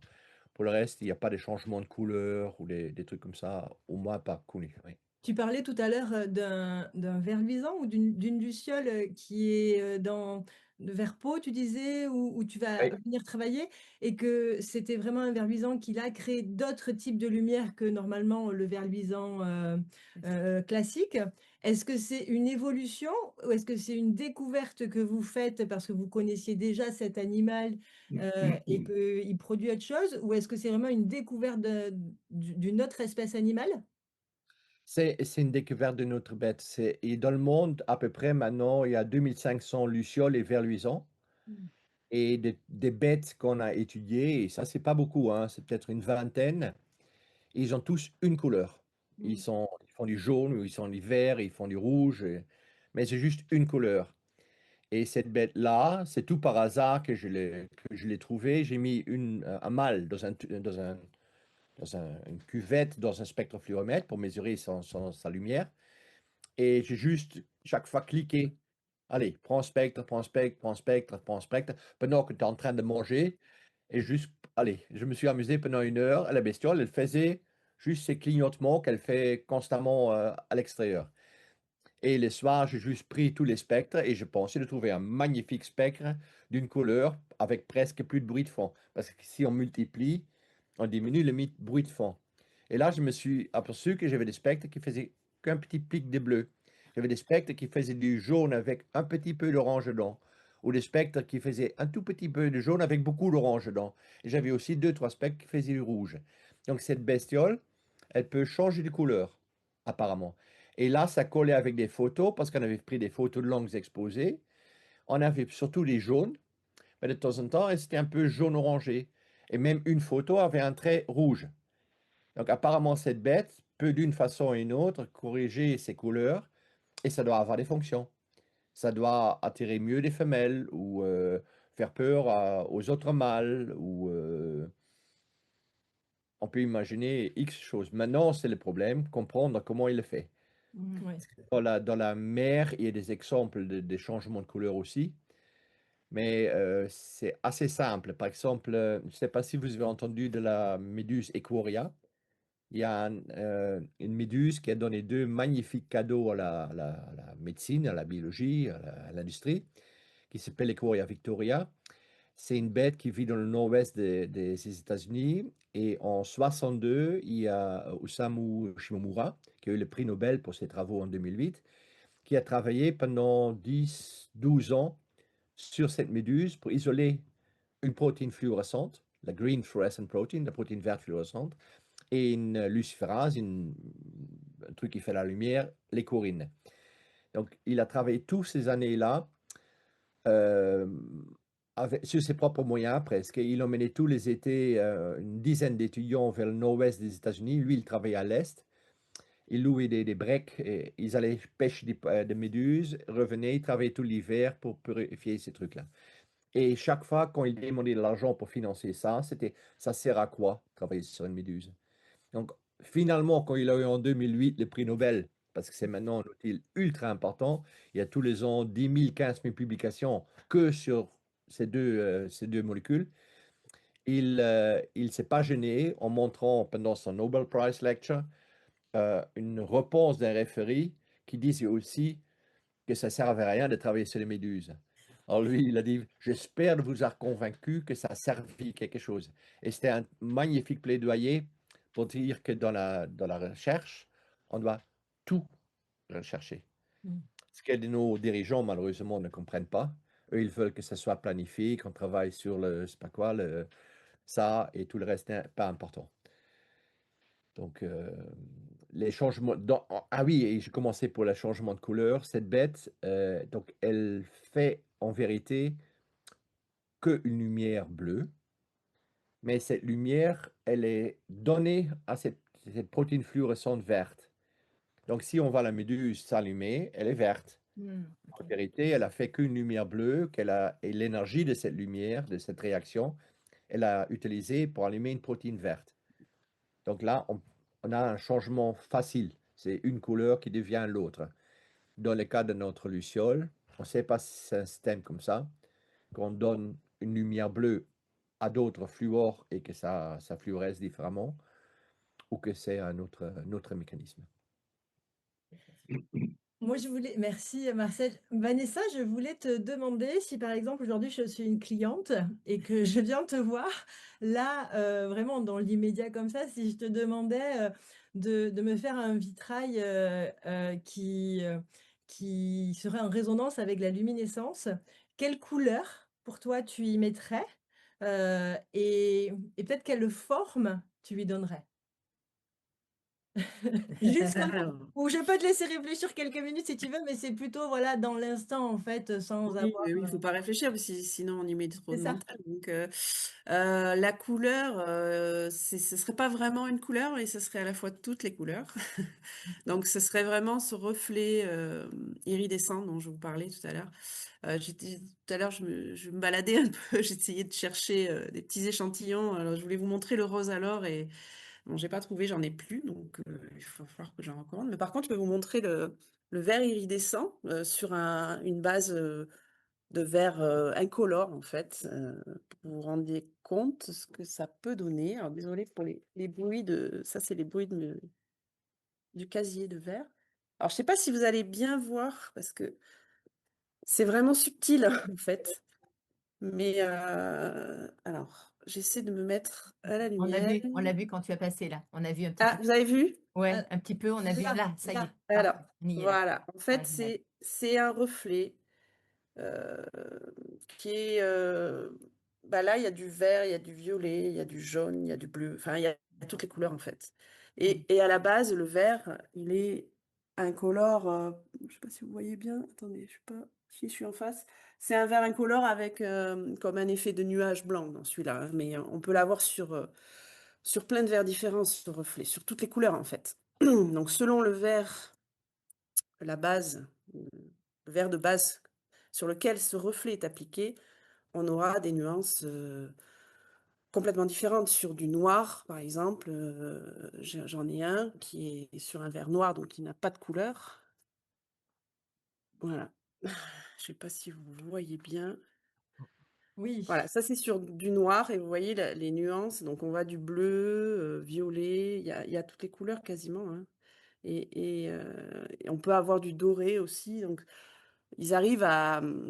Donc dans le même morceau de verre, dans la même feuille de verre, voilà, on voit mieux là, on a des effets différents et des reflets différents. Donc voilà, la luminescence pour moi, ce serait ça, ce reflet iridescent et qui est qui scintille, voilà, qui est rayonnant. Tu auras un joli vitrail, Karine. Juste, avant de passer à autre chose, je vais inviter, l'auditoire à ouvrir le chat et à poser vos questions pendant le dernier quart d'heure, et puis, à la suite de ce quart d'heure, on viendra, vous poser des questions. Voilà. Merci à l'auditoire, de vous lâcher dans les questions. Je voulais juste vous montrer ma Ah fleur yes, très bien. cabas aussi. Ah ouais, magnifique, Voilà. regardez ça. Donc, que j'avais fait. C'est la première que j'ai faite, donc elle n'est pas parfaite, pour moi en tout cas. Mais voilà, elle paraît noire, hein, mais en fait c'est du vert. Ouais. Oui, on Voilà, va. je l'avais fait pour pouvoir me soigner, en fait, c'était mon outil de soin. Donc voilà, c'est pour ça que j'avais choisi du vert. Magnifique, merci. Voilà. Merci, Vanessa. Alors moi, j'avais une question, peut-être pour Marcel, mais en fait pour tout le monde, mais quand on parle de luminescence ou de phosphorescence, c'est, nous, notre capacité en tant qu'humain à voir cette lumière, on est obligé d'être plongé dans du noir. Est-ce que, elle existe cette luminescence, même dans la «lumière» entre guillemets, solaire, mais c'est juste que nous, on ne la voit pas parce qu'il y a pas cette profondeur, obscure? Je sais pas si Dans le cas de la bioluminescence, c'est, à terre, c'est rare. On vient juste de découvrir un hanneton, un grand scarabée, à côté de Pau, qui avait sur son élytre un petit anneau qui s'allumait, allumé, éteint, allumé, éteint, allumé, éteint. C'est probablement un parasite qui vit dedans. C'est la bioluminescence la plus forte que moi j'ai jamais vue, parce qu'en plein jour, en plein soleil, on voyait s'allumer, s'éteindre. Mais en général, tout ce qui est bioluminescence, on doit être dans le noir, avoir au moins 2-3 minutes l'œil adapté à voir le noir et blanc, dans un certain sens. Et certains colomboles ou certains champignons, on le voit qu'après une demi-heure dans le noir. Mmh. Euh, Bioluminescence exclue. Tout ce qui est fluorescence et dans la nature morte, phosphorescence. Ça, oui, ça, c'est nous, on le voit peu ou pas, mais il y a des bêtes qui sont vraiment adaptées à ça. Par exemple, une abeille, elle regarde elle regarde pas une fleur parce qu'elle est jaune. Non, parce qu'elle a sur l'image de la fleur, elle a des traits qui pour l'abeille ont une couleur bleue et qui emmènent tous Mmh. à l'intérieur de la fleur, là où il y a des miels et des nectars à trouver. Donc les bêtes utilisent ces couleurs et ils peuvent les voir. Beaucoup d'animaux, surtout beaucoup d'insectes, peuvent voir dans l'UV, ce que nous, on ne peut pas, malheureusement. Et il y a des gens qui ont quand même des gens qui sont non, comment ça dit? Ils ont une préférence. Moi, j'étais, juste pour la petite anecdote, très rapidement, j'étais il y a quelques semaines avec 3 étudiants qui venaient parler bioluminescence pour leur travaux pratiques encadrés au lycée. Et je dis, donc on a parlé bioluminescence, je leur ai montré des trucs. À la fin, et je dis, mais voulez-vous voir aussi des vers de terre qui font la lumière? Ah oui, oui, oui, oui. Alors, je dis, mais dans ce cas, on doit aller dans la chambre noire et attendre un petit peu pour les voir. Donc, on rentre dans la chambre noire, je sors ma terre, 4 vers de terre. Je dis, voilà, j'en ai quelques-uns dans les mains. Je vais éteindre la lumière, je vais le mettre sur la table et vous me dites quand vous les voyez, combien vous en voyez. Donc, je vais le mettre sur la table, j'éteins la lumière, je le mets sur la table et la fille, il y a une fille et 2 garçons, elle me dit, je les vois, il y en a 4. Je dis, mais c'est pas possible. Et là, les garçons, moi je vois rien, moi non plus, je ne voyais pas. Moi, j'ai commencé après 1 minute et demie de les voir. Et un des garçons, c'était comme moi, et l'autre avait besoin de 2 minutes et demie pour les voir. Et je dis à mes filles, mais comment tu peux les voir? Elle dit, mais je suis nyctalope. Elle voyait aussi bien le jour que la nuit. Ah, Et excellent. c'est génial, je veux ça pour mon travail. Elle dit, non, non, non, non, non. Et j'avais remarqué qu'elle avait des lunettes soleil, mais je pense que c'était un hip artiste couleur bleue ou je sais pas quoi. Non, non, non, non. Elle avait mal de tête toute la journée parce Mmh. qu'elle était beaucoup plus sensible que les gens normaux. Et donc, c'était pour mon type de travail, ce serait génial de l'être, mais pour elle, c'était un fléau. Donc, elle voyait la nuit aussi bien que le jour. Elle n'avait pas besoin de s'adapter. Donc, il y a des gens qui sont comme ça, et d'autres, ils voient des couleurs que nous, on ne voit pas, et qui font des magnifiques peintures qui sont aussi pour nous beaucoup plus jolies que d'autres peintures, bien qu'on ne se réalise pas qu'est-ce qu'il y a. Il y a une couleur qu'elle ne voit pas, mais qui influence quand même le reste. Et merci Marcel. Merci. Est-ce que Dominique, justement, dans ta pratique de chromothérapeute, quand tu rééquilibres à travers les couleurs le champ aurique des gens, est-ce que quand on s'approche d'un équilibre, entre guillemets, parfait, hein, je dis qu'on s'approche parce que si on est vraiment dans cet équilibre parfait, peut-être qu'on n'est plus là, mais est-ce qu'en s'y approchant, on aurait accès à un autre champ de couleurs? Hmm. Je ne comprends pas très bien la question. Alors, est-ce que quand tu traites quelqu'un, avec la chromothérapie et que j'imagine que la photo que tu as derrière toi, tu peux, imaginer avec tes outils, tu peux, voir l'aura des gens et voir, ces enveloppes et une fois qu'elle est de plus en plus équilibrée, ces enveloppes au niveau, au niveau couleur justement et du coup au niveau, vibration, de la matière, est-ce qu'il y a une autre couleur, quelque chose qui, du fait que ce soit, complètement harmonisé et beh, peut-être que l'harmonie de toutes ces couleurs donne accès à un autre type de couleur? Tu comprends toujours pas? Je sais, c'est que ça, c'est une photo, c'est une image fixe, mais le vivant, ça bouge tout le temps. Tu peux pas. C'est en permanence un déséquilibre dynamique. Bien sûr. Donc, la façon dont on travaille, on travaille pour rééquilibrer en couleurs. On travaille de 2 façons. La première, c'est on va jouer sur le goût que les gens ont des couleurs, et qu'on va leur envoyer des cycles de couleurs adaptés aux couleurs qu'ils préfèrent avec un petit peu de la complémentaire. Et puis, c'est travailler avec le dialogue avec la structure vibratoire.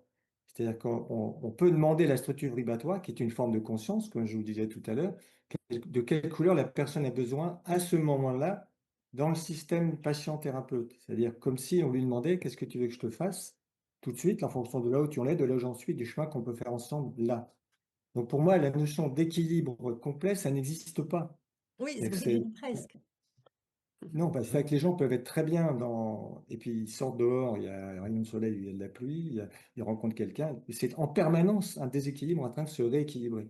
Alors, quand les gens n'arrivent pas à se rééquilibrer, ils ont besoin d'un thérapeute, mais normalement, on ne devrait pas avoir besoin de thérapeute. La nature, elle nous offre toutes les couleurs possibles et imaginables pour se recharger au fur et à mesure. Mais ça change tout le temps. Donc ça, après, comme la perception des couleurs, elle est tellement variée selon les gens que je ne peux pas répondre à cette question telle que tu l'as formulée. OK. Et Par question contre, là où Dominique, Vanessa, elle se connecte sur les on gens, a, excuse-moi, là où Vanessa se connecte sur les gens pour finalement ressentir sans leur mentaliser qu'est-ce qui leur ferait du bien, nous, c'est un petit peu pareil, c'est-à-dire qu'on va envoyer ce que l'on sent grâce aux enveloppes, devoir leur envoyer. Tout ça, c'est de la communication avec de la lumière et avec des choses qui sont de l'ordre de la lumière, mais qu'on ne voit pas forcément. Oui, oui, oui. L'auto-vibratoire, elle a une interface qui permet d'utiliser la lumière pour construire le corps physique. La structure vibratoire, elle est capable certainement de gérer des millions de couleurs que nous, on ne voit pas. OK. Marcel, tu voulais rebondir? oui, on a, et je travaille avec une artiste à Marseille, Nadia Merad, Oui. Ah, et oui. elle avait remarqué que si elle envoyait des étudiants surtout dans un monde, un petit local où elle avait mis des boules avec des bactéries qui faisaient la lumière, que ces gens, ils se calmaient presque sur la minute qu'ils rentraient dans la salle, ils se calmaient, tout le monde parlait beaucoup plus bas, ça parlait moins, et quand les gens sortaient, ils étaient tout contents. Donc elle a eu ça, et elle me parlait un peu, ouais, je dis oui, oui, oui, oui, oui, oui. Et tu as essayé, tu peux le comparer avec juste des lettres, la même couleur, des trucs comme ça, non. Donc finalement, ils ont discuté avec des médecins, et ils ont fait des essais sur des étudiants à nouveau et sur des autistes. Et des autistes de très large spectre, des gens vraiment, ou des hyper-doués, mais aussi des gens hyper dangereux même, qui n'avaient un comportement totalement non acceptable dans une société normale. Et elle avait par exemple un des jeunes, il était hyper violent. Il avait toujours deux soignants derrière et il ne voulait pas se passer devant un petit local. Pourquoi? Personne ne comprenait. Mais pour aller dans les salles d'essai, il devait passer par la petite salle. Et il adorait tellement rentrer dans ces locaux noirs avec ses boules bleues ou avec des boîtes pétries bleues qu'après 4 ou 5 fois qu'ils avaient quand même emmené devant la petite salle, qu'il voulait passer sans problème. Il s'énervait plus contre les soignants. Mm. Donc, ma question envers Dominique, est-ce que ça peut s'expliquer en chromothérapie? Absolument. Pourquoi cette bleue calme les gens apparemment? Le bleu, c'est la couleur qui correspond à là-haut, à la tête. Donc, Ouais, les gens qui sont beaucoup dans le mental, ils savaient plutôt dans le citron ben, ou le jaune. Et en fait, le bleu va ouais. les calmer. C'est la complémentaire. Donc, ça va leur permettre de s'apaiser. Nous, on a plusieurs relaxations avec les couleurs. C'est-à-dire que les gens sont allongés, l'état de relaxation, et puis on leur fait monter les couleurs. On part de l'écarlate, rouge, orange, jaune, etc. Mais très souvent, quand ils arrivent au bleu, ils s'endorment parce que c'est une couleur d'apaisement. C'est, c'est même intéressant parce que euh, quand, euh, quand ils font la relaxation, s'ils voient bien toutes les couleurs, quelquefois ils s'endorment sur une couleur. C'est une couleur dont ils ont besoin. Quelquefois ils bloquent sur une couleur, ils n'arrivent pas à la voir. Ça veut dire qu'ils sont à blocage sur la symbolique de cette couleur-là, sur l'organe ou sur la symbolique. Et puis à la fin, on leur dit maintenant, laissez venir une couleur spontanément à votre conscience. Et la plupart du temps, la couleur qui vient, c'est une couleur dont ils ont besoin. On a un mécanisme analogue quand quelqu'un est malade. Il a une douleur quelque part. On a une technique qui s'appelle la technique d'abandon. La personne s'allonge, on la met en état de relaxation. On lui demande de prendre conscience de son corps et puis on va lui faire focaliser sa conscience sur la partie qui la gêne, une douleur ou tout simplement une gêne. Et si on lui demande quelle couleur tu as envie de mettre sur cette partie du corps, elle visualise une couleur sur la partie du corps. Pratiquement toujours, c'est la couleur correspondant à l'organe ou sa complémentaire. C'est-à-dire qu'on est capable de visualiser une couleur, de l'envoyer sur un organe. Alors, qu'est-ce qui se passe physiologiquement? J'en sais rien. et que cette couleur corresponde aux besoins de l'endroit où ça se passe. C'est assez magique, c'est assez extraordinaire. Je me souviens d'un jeune, il fait une relaxation avec les couleurs, il bloque sur le rouge. Et là, derrière, il est parti en larmes sur une relaxation. Il voit les couleurs dans son ventre. Les couleurs, le rouge, c'est la couleur de la mer. Et il a reconnecté le décès de sa mère qui était morte assez violemment. Donc c'est assez fascinant parce que ça vient de l'intérieur, ça vient pas de l'extérieur. C'est nous qui la fabriquons. Alors, est-ce que les gens la voient? Il y a des tas de gens qui voient la couleur, qui l'envoient sur la partie du corps. Donc, voilà, c'est assez magique, la couleur. C'est la- l'essence, la luminescence, Ouais. l'essence de la lumière. Merci, merci. Alors avant de Et on passer peut justement mesurer. Ouais. Et On je dis, peut, mesurer par exemple l'expérience que tu racontais du médecin allongé et que l'autre médecin est passé au-dessus avec une lampe et que ben, les autres sentaient leur pouls changer. Ça, on devait pouvoir mesurer. exactement, ça a été essayé, mais c'est tellement simple de le sentir que, Ouais. que le Voilà, mesurer, ça devait mesurer, oui. ça Oui, sert mais on juste à peut mettre une valider. souris à côté. Ça marche aussi comme ça? Hein? Ça marche aussi avec une souris ou un rat à côté? Oui, Il oui, va aussi réagir comme ça? ah oui, c'est pareil. Oui, oui, on est capable d'interférer avec la structure vibratoire de n'importe quel vivant. Mais les plantes, c'est vivant, on fait pareil. Enfin, Messieurs, vous excusez-nous. pouvez demander à une plante à côté de quelle plante elle veut être plantée, par exemple. Vous mesurez son enveloppe, vous lui demandez, son enveloppe s'élargit si elle est au bon endroit. Enfin, est-ce que c'est de la lumière? On ne sait pas, mais on est toujours dans le vibratoire, quoi. Alors, excusez-nous, hein, excusez-nous, on a le mauvais rôle, mais voilà, il va falloir qu'on coupe. C'est l'avantage d'être avec des passionnés, des passionnants. Mais du coup, on voudrait donner aussi la parole à l'auditoire dans les questions. Donc, on va ouvrir le chat et on va dans l'ordre. Voilà, on va. Et donc, c'est Sandy. c'est Sandy, est-ce que tu peux ouvrir ton micro et ta caméra pour poser Ta question. Alors, Alors, regardez pas les questions, les intervenants, ils vont vous les poser directement. Laissez votre chat fermé, laissez le Voilà. chat fermé, les intervenants. C'est vraiment l'auditoire qui va venir. Sandy, est-ce que tu peux te connecter avec nous? Alors, Sandy n'a pas envie de venir avec nous ou il y a un petit Ah, problème. réactiver, ça y est, si, j'ai ça y trouvé. est, alors, on est d'accord. Réactiver, use camera. Hello. Autorisé lors de la visite du site. Ok, vous me voyez. Oui. Vous me Ah, voyez? on voit, bien sûr. On ne va pas encore, mais oui, Ça marche pas? C'est tout de noir, de couleur noire. Ah, ça y Oui, est, voilà, voilà, ça y est. Oui, si j'ouvre, c'est mieux. Bonjour à tous. Oui, alors moi j'ai posé une question concernant la signification des couleurs dans la chromothérapie. Est-ce que une maladie, enfin une couleur peut être associée à une maladie? Enfin, en gros, je veux dire, est-ce qu'on peut faire un petit récap? Ben oui, c'est sûrement pas à une maladie, parce que ce qu'on appelle une maladie, c'est en médecine, c'est on fait un diagnostic, on met les gens dans une case, on appelle ça une maladie à laquelle correspond un protocole de traitement, souvent avec des médicaments chimiques. Là, c'est pas du tout comme ça qu'on va fonctionner. S'il y a un déséquilibre au niveau de la couleur, on va aller chercher la symbolique physique et la symbolique psycho-émotionnelle. Alors, je peux vous balayer les carrés, par exemple, la symbolique, ce sont les racines. On a besoin de se poser quelque part, on a besoin de s'enraciner, on a besoin d'une certaine stabilité. C'est aussi les limites du corps.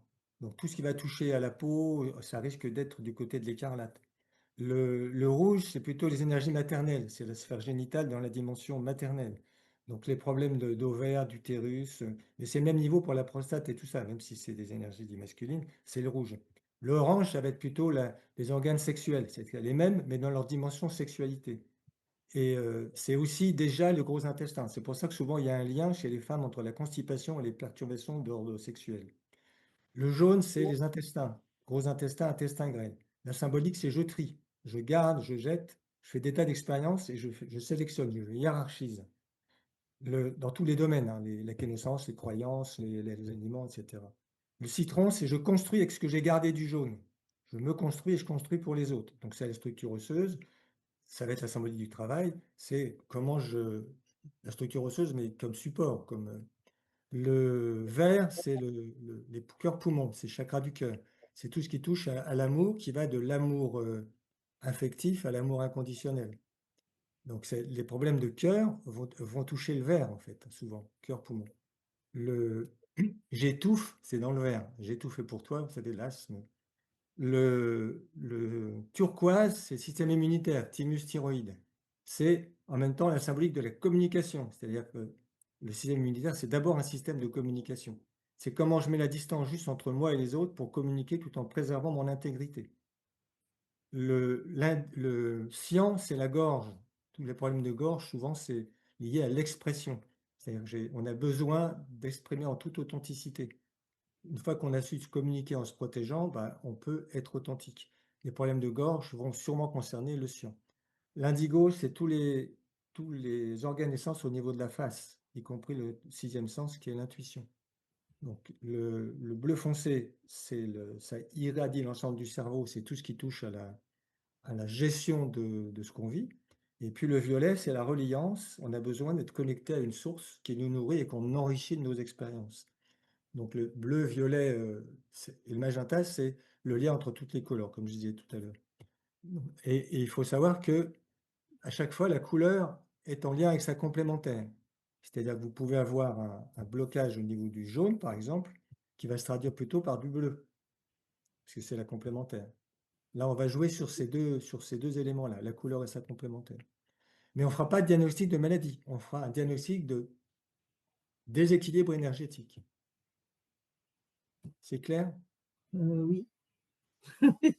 Oui, très clair. Et alors le noir, du coup? Alors le noir et le blanc, c'est quoi? Oui, Le blanc, c'est toutes les couleurs lumière en même temps. C'est-à-dire quand on est blanc quelque part. C'est-à-dire oui. on a une page à écrire, la page de notre vie. Hein, toutes les couleurs lumière ensemble. Le noir, c'est toutes les couleurs matière ensemble. C'est-à-dire quand on va finir notre vie, on va faire un deuil, on va mourir. Le deuil dans nos pays, c'est le noir parce qu'en fait, on termine quelque chose. Pour les orientaux, ils ont le deuil en blanc parce qu'ils commencent quelque chose d'autre. Et le noir, c'est l'absence de couleur matière puisque c'est l'absence de couleur lumière. Il y a plus du tout de lumière. Alors que le blanc, c'est l'absence de couleur matière. Donc les deux, blanc et noir, c'est à la fois toutes les couleurs et pas de couleur. Ok. Alors, merci Dominique, merci Sandy pour cette question. Sandy, tu pourras aussi reconnecter Dominique à travers tous les liens qu'on va pouvoir qu'on met sur notre site internet et à la fin de la vidéo hein, qui vous sera renvoyée. Il y aura tous les liens de chaque intervenant pour pouvoir les connecter et peut-être aller avec Dominique dans son centre La Chrysalide pour devenir un papillon. C'est pour ça qu'on a donné ce nom-là. Hein. Ben, je me doute. Ouais. Alors, on va laisser la place. Merci Sandy, tu peux laisser ta Merci. caméra allumée. On va laisser la place à June. Est-ce qu'on a tiré sur les questions? Est-ce que June, tu pourrais, la question qui est sortie, c'est la question sur les rêves. Est-ce que tu pourrais Couleurs dans les rêves, comment interpréter? tu pourrais poser cette question, s'il te plaît? Oui, peut-on interpréter les couleurs dans les rêves? Mhm. C'est toujours à moi la question. Hein. Ah ben, c'est à Ah tous non, les non, trois. non, non, non, Tous les trois. Vanessa, Marcel, vous pouvez répondre, allez-y, allez-y. Alors les rêves, en fait, pour moi, on interprète les rêves en fonction de ce que l'on connaît, de ce que l'on vit. C'est-à-dire que c'est pas quelqu'un d'autre qui peut interpréter les rêves. On peut toujours donner des pistes, mais selon les connaissances que la personne elle a des couleurs, elle va pouvoir interpréter ses rêves. Qu'est-ce que telle couleur veut dire pour elle? À quoi ça la renvoie? Qu'est-ce que ça lui rappelle? Alors on peut toujours l'aider à décoder, mais c'est elle qui peut décoder. C'est ce que je pense. Mm. Est-ce que Vanessa ou Marcel, par rapport à ce monde onirique, vous auriez un partage à faire sur cette question? Non, moi je rejoins Dominique, c'est très personnel en fait. Ça va être une interprétation et je suis pas dans le. Je trouve que les associations de couleurs et significations, ça va nous cloisonner et en fait, ça peut peut-être donner une fausse interprétation, justement. Donc c'est vraiment à la personne de savoir ce que cette couleur peut réveiller en elle ou déclencher ou voilà, à quoi elle l'associe, comme le dit Dominique. En plus, les couleurs, la symbolique des couleurs matière, elle est vraiment très personnelle. Ça dépend tellement de l'histoire culturelle et personnelle de chacun que personne ne peut se permettre d'interpréter un rêve à la place de la personne elle-même. On peut juste lui dire, bah tiens, est-ce que tu as vécu telle chose avec une couleur qui t'a marqué? C'est tout ce qu'on peut faire. C'est tellement varié. Alors, merci June pour cette question, merci à vous pour ces réponses. On va demander à Yasmine d'ouvrir son micro et sa caméra pour poser une question. Donc, Tu as 2 questions, Yasmine, et il y en a une qui nous a c'est sur les formes et les couleurs, c'était c'est papa. précis. Oui, Euh, 2 questions. Voilà, les questions qui manquent dans l'arc-en-ciel, les couleurs qui vas-y. marquent dans l'arc-en-ciel. Oui, voilà. Oui, j'étais intriguée, Dominique, pour connaître les couleurs qui manquaient dans l'arc-en-ciel par rapport à de la lumière parfaitement blanche. C'est le magenta. Ah, Le magenta n'est pas dans l'arc-en-ciel. Ça, c'est physiologique, enfin, c'est physique. Vous prenez l'arc-en-ciel. Alors, par contre, il y a une infinité de couleurs dans l'arc-en-ciel. Il n'y en a pas ben 7. oui, ben oui, Mais c'est ça, oui. le magenta n'y est pas. Sauf quand vous avez le double arc-en-ciel. C'est assez Alors rare. pourquoi quand on a le double arc-en-ciel, il Pourquoi? apparaît? Parce qu'ils sont inversés. Donc, vous avez l'écarlate qui se fait avec le violet. Et ça va donner du magenta. D'accord, ok, merci. Et du Et coup, j'avais une question pour... Je vais vous montrer ça. Mais dans cette continuité, si du vous coup, regardez là, mince, est-ce que vous arrivez à voir ça? Oui, Oui, oui, Vous avez on peut faire en sorte que les couleurs fondamentales de lumière, c'est rouge, vert, bleu. Donc, si vous développez du violet à l'écarlate, vous avez le cercle chromatique. Le magenta fait le lien entre les couleurs. Donc, si vous mettez un arc-en-ciel dans un sens, un arc-en-ciel dans l'autre, ben, entre deux, vous avez le magenta. ok. et du coup, est-ce qu'on peut développer ta question, Yasmine, si je peux me permettre, auprès de Vanessa et de Marcel, quelles sont les couleurs que nous connaissons qui n'existent pas, par exemple, en vitrail ou dans le monde marin, bien sûr, pas forcément ou sur Terre, des couleurs qui sont vraiment absentes? Voilà. Ça dépend des yeux des bêtes. Mm. Et on raisonne toujours de la bête en biologie. Donc, il y a des bêtes qui voient comme nous, il y a des bêtes qui voient beaucoup plus dans l'UV, il y a des bêtes qui voient beaucoup plus dans le rouge. Certaines bêtes sont attirées par certaines couleurs, d'autres sont rebutées. Euh, dans la mer, tout est bleu, ce qu'ils voient avec quelques exceptions. Donc, c'est toujours. Et là, je venais juste récemment, là, il y a un mois, des physiciens, ils ont développé une couleur qu'on ne peut pas voir, bien que c'est en plein milieu de ce que c'est quelque part dans le. Ça s'approche du bleu-vert, mais apparemment, l'œil humain ne peut pas le voir. J'ai pas tout à fait compris exactement comment ça fonctionne. C'est quel tu es juste... Couleur là qu'on devrait pouvoir voir, mais Marcel, est juste ça un nom de coupait. ces physiciens ou pas? Non, ça c'est... pardon. Non, tu sais pas de Je la peux le recherche là? retrouver. Alors Je plus peux tard, le je te communique, je te ouais. demanderai plus tard en dehors. Merci, merci Marcel. Je ne veux pas prendre le temps. Est-ce que Vanessa, par rapport à cette question de Sandrine, tu... Oh, pardon, j'ai fait une bêtise. Non, je réfléchis depuis tout à l'heure, mais il n'y a pas de couleur. Enfin, toutes les couleurs dans le verre, par des nuances, par des reflets, toutes les couleurs dans le vitrail existent d'une manière ou d'une autre, en fait. Ça va être une différence de transparence, d'opacité, de reflet. Voilà, il n'y a pas de couleur qui n'existe pas en verre, en fait. De toute façon, Enfin, je ne la connais pas, en tout cas. l'expérience princeps sur la lumière, c'est le prisme qui diffracte la lumière du soleil. Mm. Or, tes vitraux, ils ont des facettes un petit peu différentes, donc forcément, ils reflètent toutes les lumières, toutes les Ouais. couleurs. Mm. C'est magique, ça, les vitraux, c'est extraordinaire. Et selon l'endroit où tu te places, c'est pas pareil. Alors, Tout à fait. Et selon ce qu'il y a derrière aussi. oui, donc On va Des demander... accessoires.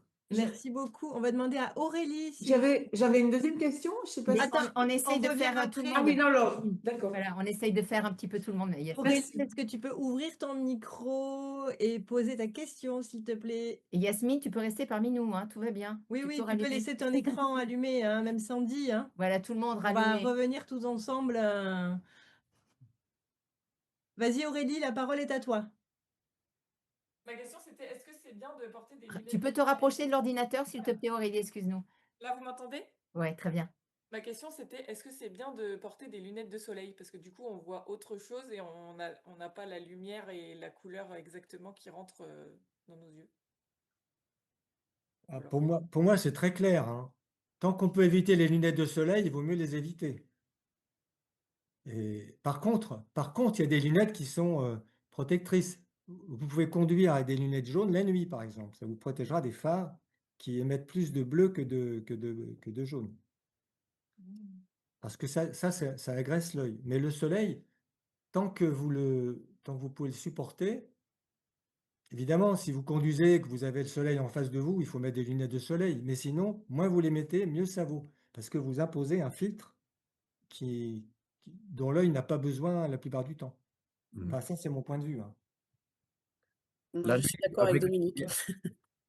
La nuit avec les phares xénon surtout, des lunettes jaunes, c'est vraiment, moi je n'ai acheté et ça permet vraiment de reposer l'œil et on s'abîme beaucoup moins la vue. Il y a même maintenant de plus en plus d'indications que le bleu de ces phares causerait, c'était une des raisons que les anciens, développent de DMLA. Donc, Vous savez pourquoi? Parce qu'en fait, le blanc des phares est fait avec du bleu et du jaune, deux complémentaires qui font du blanc. Mais en fait, c'est pas vraiment du blanc. L'œil voit du blanc, mais c'est pas vraiment du blanc, c'est du bleu et du jaune. Et le bleu, en fait, est toxique parce que les cellules qui voient le bleu dans l'œil sont moins nombreuses que les cellules qui voient les autres couleurs et c'est les plus fragiles. Et il y a dans l'émission de ces couleurs-là, ce qu'on appelle le bleu du mercure, qui n'est pas dans la lumière du soleil et auquel l'œil n'est pas habitué. Donc ça entraîne des fatigues, voire destruction de la rétine.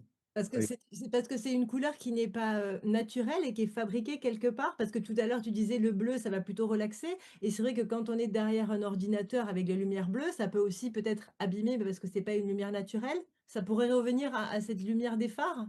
Oui, oui, Mm. absolument. Dans les Même. écrans, il y a une émission de couleur bleue qui est toxique parce qu'elle n'est pas dans la lumière du soleil. D'accord. Et on n'est pas pareil pour la force de la lumière. Moi, je le vois, je vais souvent à Madagascar pour mes lucioles. Moi, je suis obligé en plein jour, autour de midi, 2 heures, de mettre lunettes soleil. Je ne supporte pas, c'est beaucoup trop fort. La malgache avec qui je me balade, Eva, elle a les yeux noirs, l'iris est noir, noir, noir, aucun problème. Donc, les gens là-bas, qui vivent là-bas, ils sont adaptés à supporter cette quantité de lumière. Nous, on ne le supporte pas. Donc, ici, je ne mets jamais les lunettes soleil, mais quand je vais dans un coin, il y a vraiment beaucoup de lumière. Ou par exemple, je suis allé dans le nord, sur la glace, sans lunettes soleil, on ne supporte pas. En Groenland, si on marche sur la glace, on ne peut même pas ouvrir les yeux tellement de lumière il y en a. Alors, merci. Dominique, est-ce que tu peux justement poser, ou Joël, hein, votre question sur C'est Joël qui avait sa petite question là. la localisation? Peut-être qu'on ne sera pas obligé d'aller à Madagascar? Ou je ne sais pas, Oui. peut-être que oui. Vas-y, Joël. Magnifique. Alors, je voulais savoir où c'est qu'on pouvait trouver des vers luisants parce que dans les années 70, il y en avait beaucoup plus et on voyait quand on allait se promener plein de vers luisants et maintenant on n'en voit plus. Alors, Vous êtes, dans quelle région on peut trouver? Parce que vous êtes si dans vous quel en coin? parlez, c'est qu'on en trouve. Vous êtes dans quel coin de France? La Champagne, la Champagne. Marne. Vous devez pouvoir en trouver, mais le problème, c'est il y a plusieurs problèmes avec des vers luisants. Il y en a certainement beaucoup moins. Parce que les pesticides fermiers, la lumière de nuit, les limacides, tout ça, ça fait que les vers luisants, lucioles, ça, c'est parti. Comme presque tous les insectes, il y a de moins en moins. Et on devait arrêter ce type de pratique. Éteindre les lumières la nuit dans les villages, Voilà. c'est le b.a.-ba. Moi, Et c'était quand j'allais en vacances. malheureusement, pas tous les villes et villages veulent le faire parce que c'est dangereux. Je me ferais agresser. Si on regarde les statistiques, les vols et les agressions, ils sont là toujours la journée. C'est jamais la nuit presque. Donc, c'est une fausse raison de ne pas vouloir éteindre les lumières la nuit. Mais alors, pour les voir, il y a des paradis de verre luisant. Par exemple, l'île Jersey en face de Normandie Mmh. ou l'île de Groix. C'est des îles où il n'y a pas de pesticides, il n'y a pas de lumière nocturne.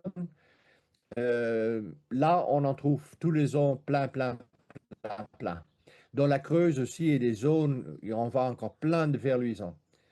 Mais si vous voulez en voir proche, et je peux regarder sur nos cadres de partition, si dans le coin il y en a où on en voit bien. Si vous voulez être sûr, là c'est tout un autre problème. On a fait récemment avec C'est toujours pas pour sorcier, programme télé. Ils nous ont contactés, ils voulaient faire un programme sur le ver luisant. Nous, on dit oui, mais vers luisant, on ne peut pas vous garantir en trouver. Ah bah, Il dit, mais qu'est-ce que vous pouvez proposer? Je dis, mais des lucioles. Des lucioles, on peut vous en trouver. Ceux des Pyrénées, ils sont là pendant 4-5 mois. Et donc, l'éditrice, elle a envoyé son équipe dans les Pyrénées où on était à ce moment-là. hmm. Et le gars qui devait présenter, il était un peu furax parce qu'on lui avait promis des vers luisants. Et moi, je lui ai expliqué un ver luisant. Il y a un exemplaire et si on marche On a un petit problème de connexion, Marcel, on ne t'entend plus. gauche à droite, le Alors, il y a un petit problème de connexion, on Marcel. revient, on le voit. C'est très dépendant où il. Alors, je retarde peut-être ma vidéo. Ça Oui, aidera un peu. Là, vous m'entendez? oui. Oui, Oui. oui. Alors, que je disais, voir des vers luisants peut être très compliqué. Juste pour donner un exemple, par exemple, un monsieur, il y a 3 ans, qui nous a écrit à l'Observatoire des vers luisants, disant, j'ai vu 120 vers luisants. Alors, nous, on est tombés aux chaises, parce que c'est rarissime de voir cette masse. Donc, mon copain qui était sur place, il a dit, monsieur, il avait laissé son numéro de téléphone, il l'a appelé, il dit, monsieur, est-ce que vous voudrez repartir ce soir et regarder combien vous envoyez? Le monsieur est retourné, il en a vu 2. Donc, la vie d'un ver luisant est simple. La larve, elle vit pendant entre 1 et 4 ans. Elle mange les limaces des escargots. Elle mue, mâle, femelle. La femelle allume sa lumière. Le mâle décolle et essaye de trouver une femelle. Dès que la femelle rencontre le mâle s'accouple et la femelle arrête de faire la lumière. Donc, ça peut être réglé en 1 heure ou ça peut être réglé le maximum que j'ai vu que la femelle revenait 2 semaines. Mais après, c'est fini. Donc, la vie d'une fer-luisant consiste que à se reproduire et fini. Donc, si le monsieur est là, il était au bon moment, une énorme population. Ils sont tous muets. Les femelles, ils ont tous allumé leur lumière au même moment. Les mêmes mâles leur sont tombés dessus. Et le lendemain, il ne fait plus rien. Il fait juste 2 pauvrettes qui n'avaient pas de mal. Ça, c'est le problème avec des lucioles, avec des fer-luisants. Des lucioles, c'est autre chose. C'est des semaines et des semaines et des semaines que les femelles s'allument, ils clignotent, les mâles trouvent. Donc, si vous voulez être sûr de voir ces trucs, allez dans les Pyrénées-Orientales, on peut vous donner des champs où vous en trouvez avec des centaines. Mmh. Là, vous avez le même spectacle qui clignote en plus. Super, Voilà. merci Marcel. D'ailleurs, tu as communiqué dans le chat un lien. J'imagine que c'est en rapport avec la luminescence ou la bioluminescence. On le C'est partagera la aussi. couleur nouvelle des physiciens. Ah, C'est ça, super, ok, d'accord, super. À merci. voir, mais apparemment, je tapais juste le premier truc, mais apparemment, les artistes commencent déjà à s'inspirer. D'accord. Merci, merci beaucoup. Ça Merci. fait presque 1h55, presque 2 heures hein, qu'on parle et qu'on réfléchit sur cette couleur. On va clôturer, ensemble, cette rencontre. Si vous pouvez rallumer vos vidéos pour qu'on se dise au revoir physiquement aussi, c'est important, enfin au moins de visu. Gina, June, Sandy, voilà, Marcel, si tu peux le temps de... Est-ce que juste sur une dernière minute, top chrono, nos 3 intervenants, chacun en 1 minute, est-ce que vous auriez un message particulier à transmettre à l'auditoire? Hop, c'est parti, chrono. À toi Dominique. Moi, je voulais vous résumer ma conception de l'être humain. C'est un peu compliqué, mais avec ce que je vous ai expliqué, vous devez comprendre. Nous sommes une parcelle hologrammique de la conscience universelle qui prend corps pour expérimenter l'amour dans la matière. Et elle procède à travers de la structure vibratoire qui, grâce à la lumière, va densifier un corps physique. Et toute notre vie va se passer à faire la traversée des couleurs, c'est-à-dire à expérimenter la symbolique de toutes les couleurs qui correspond à la symbolique des organes. Merci beaucoup, Merci, Dominique. Je Vanessa, c'est pour toi. Ça a duré 30 secondes, non? Bah, c'est parfait. Parfait. Mais moi, c'est juste écoutez-vous. Si vous avez envie de mettre de la couleur dans votre vie, dans votre intérieur, voilà, écoutez votre intuition et n'hésitez pas à mettre plein de couleurs parce que voilà, la couleur c'est la vie pour moi. La couleur c'est la vie en tout cas. Vous avez bien raison.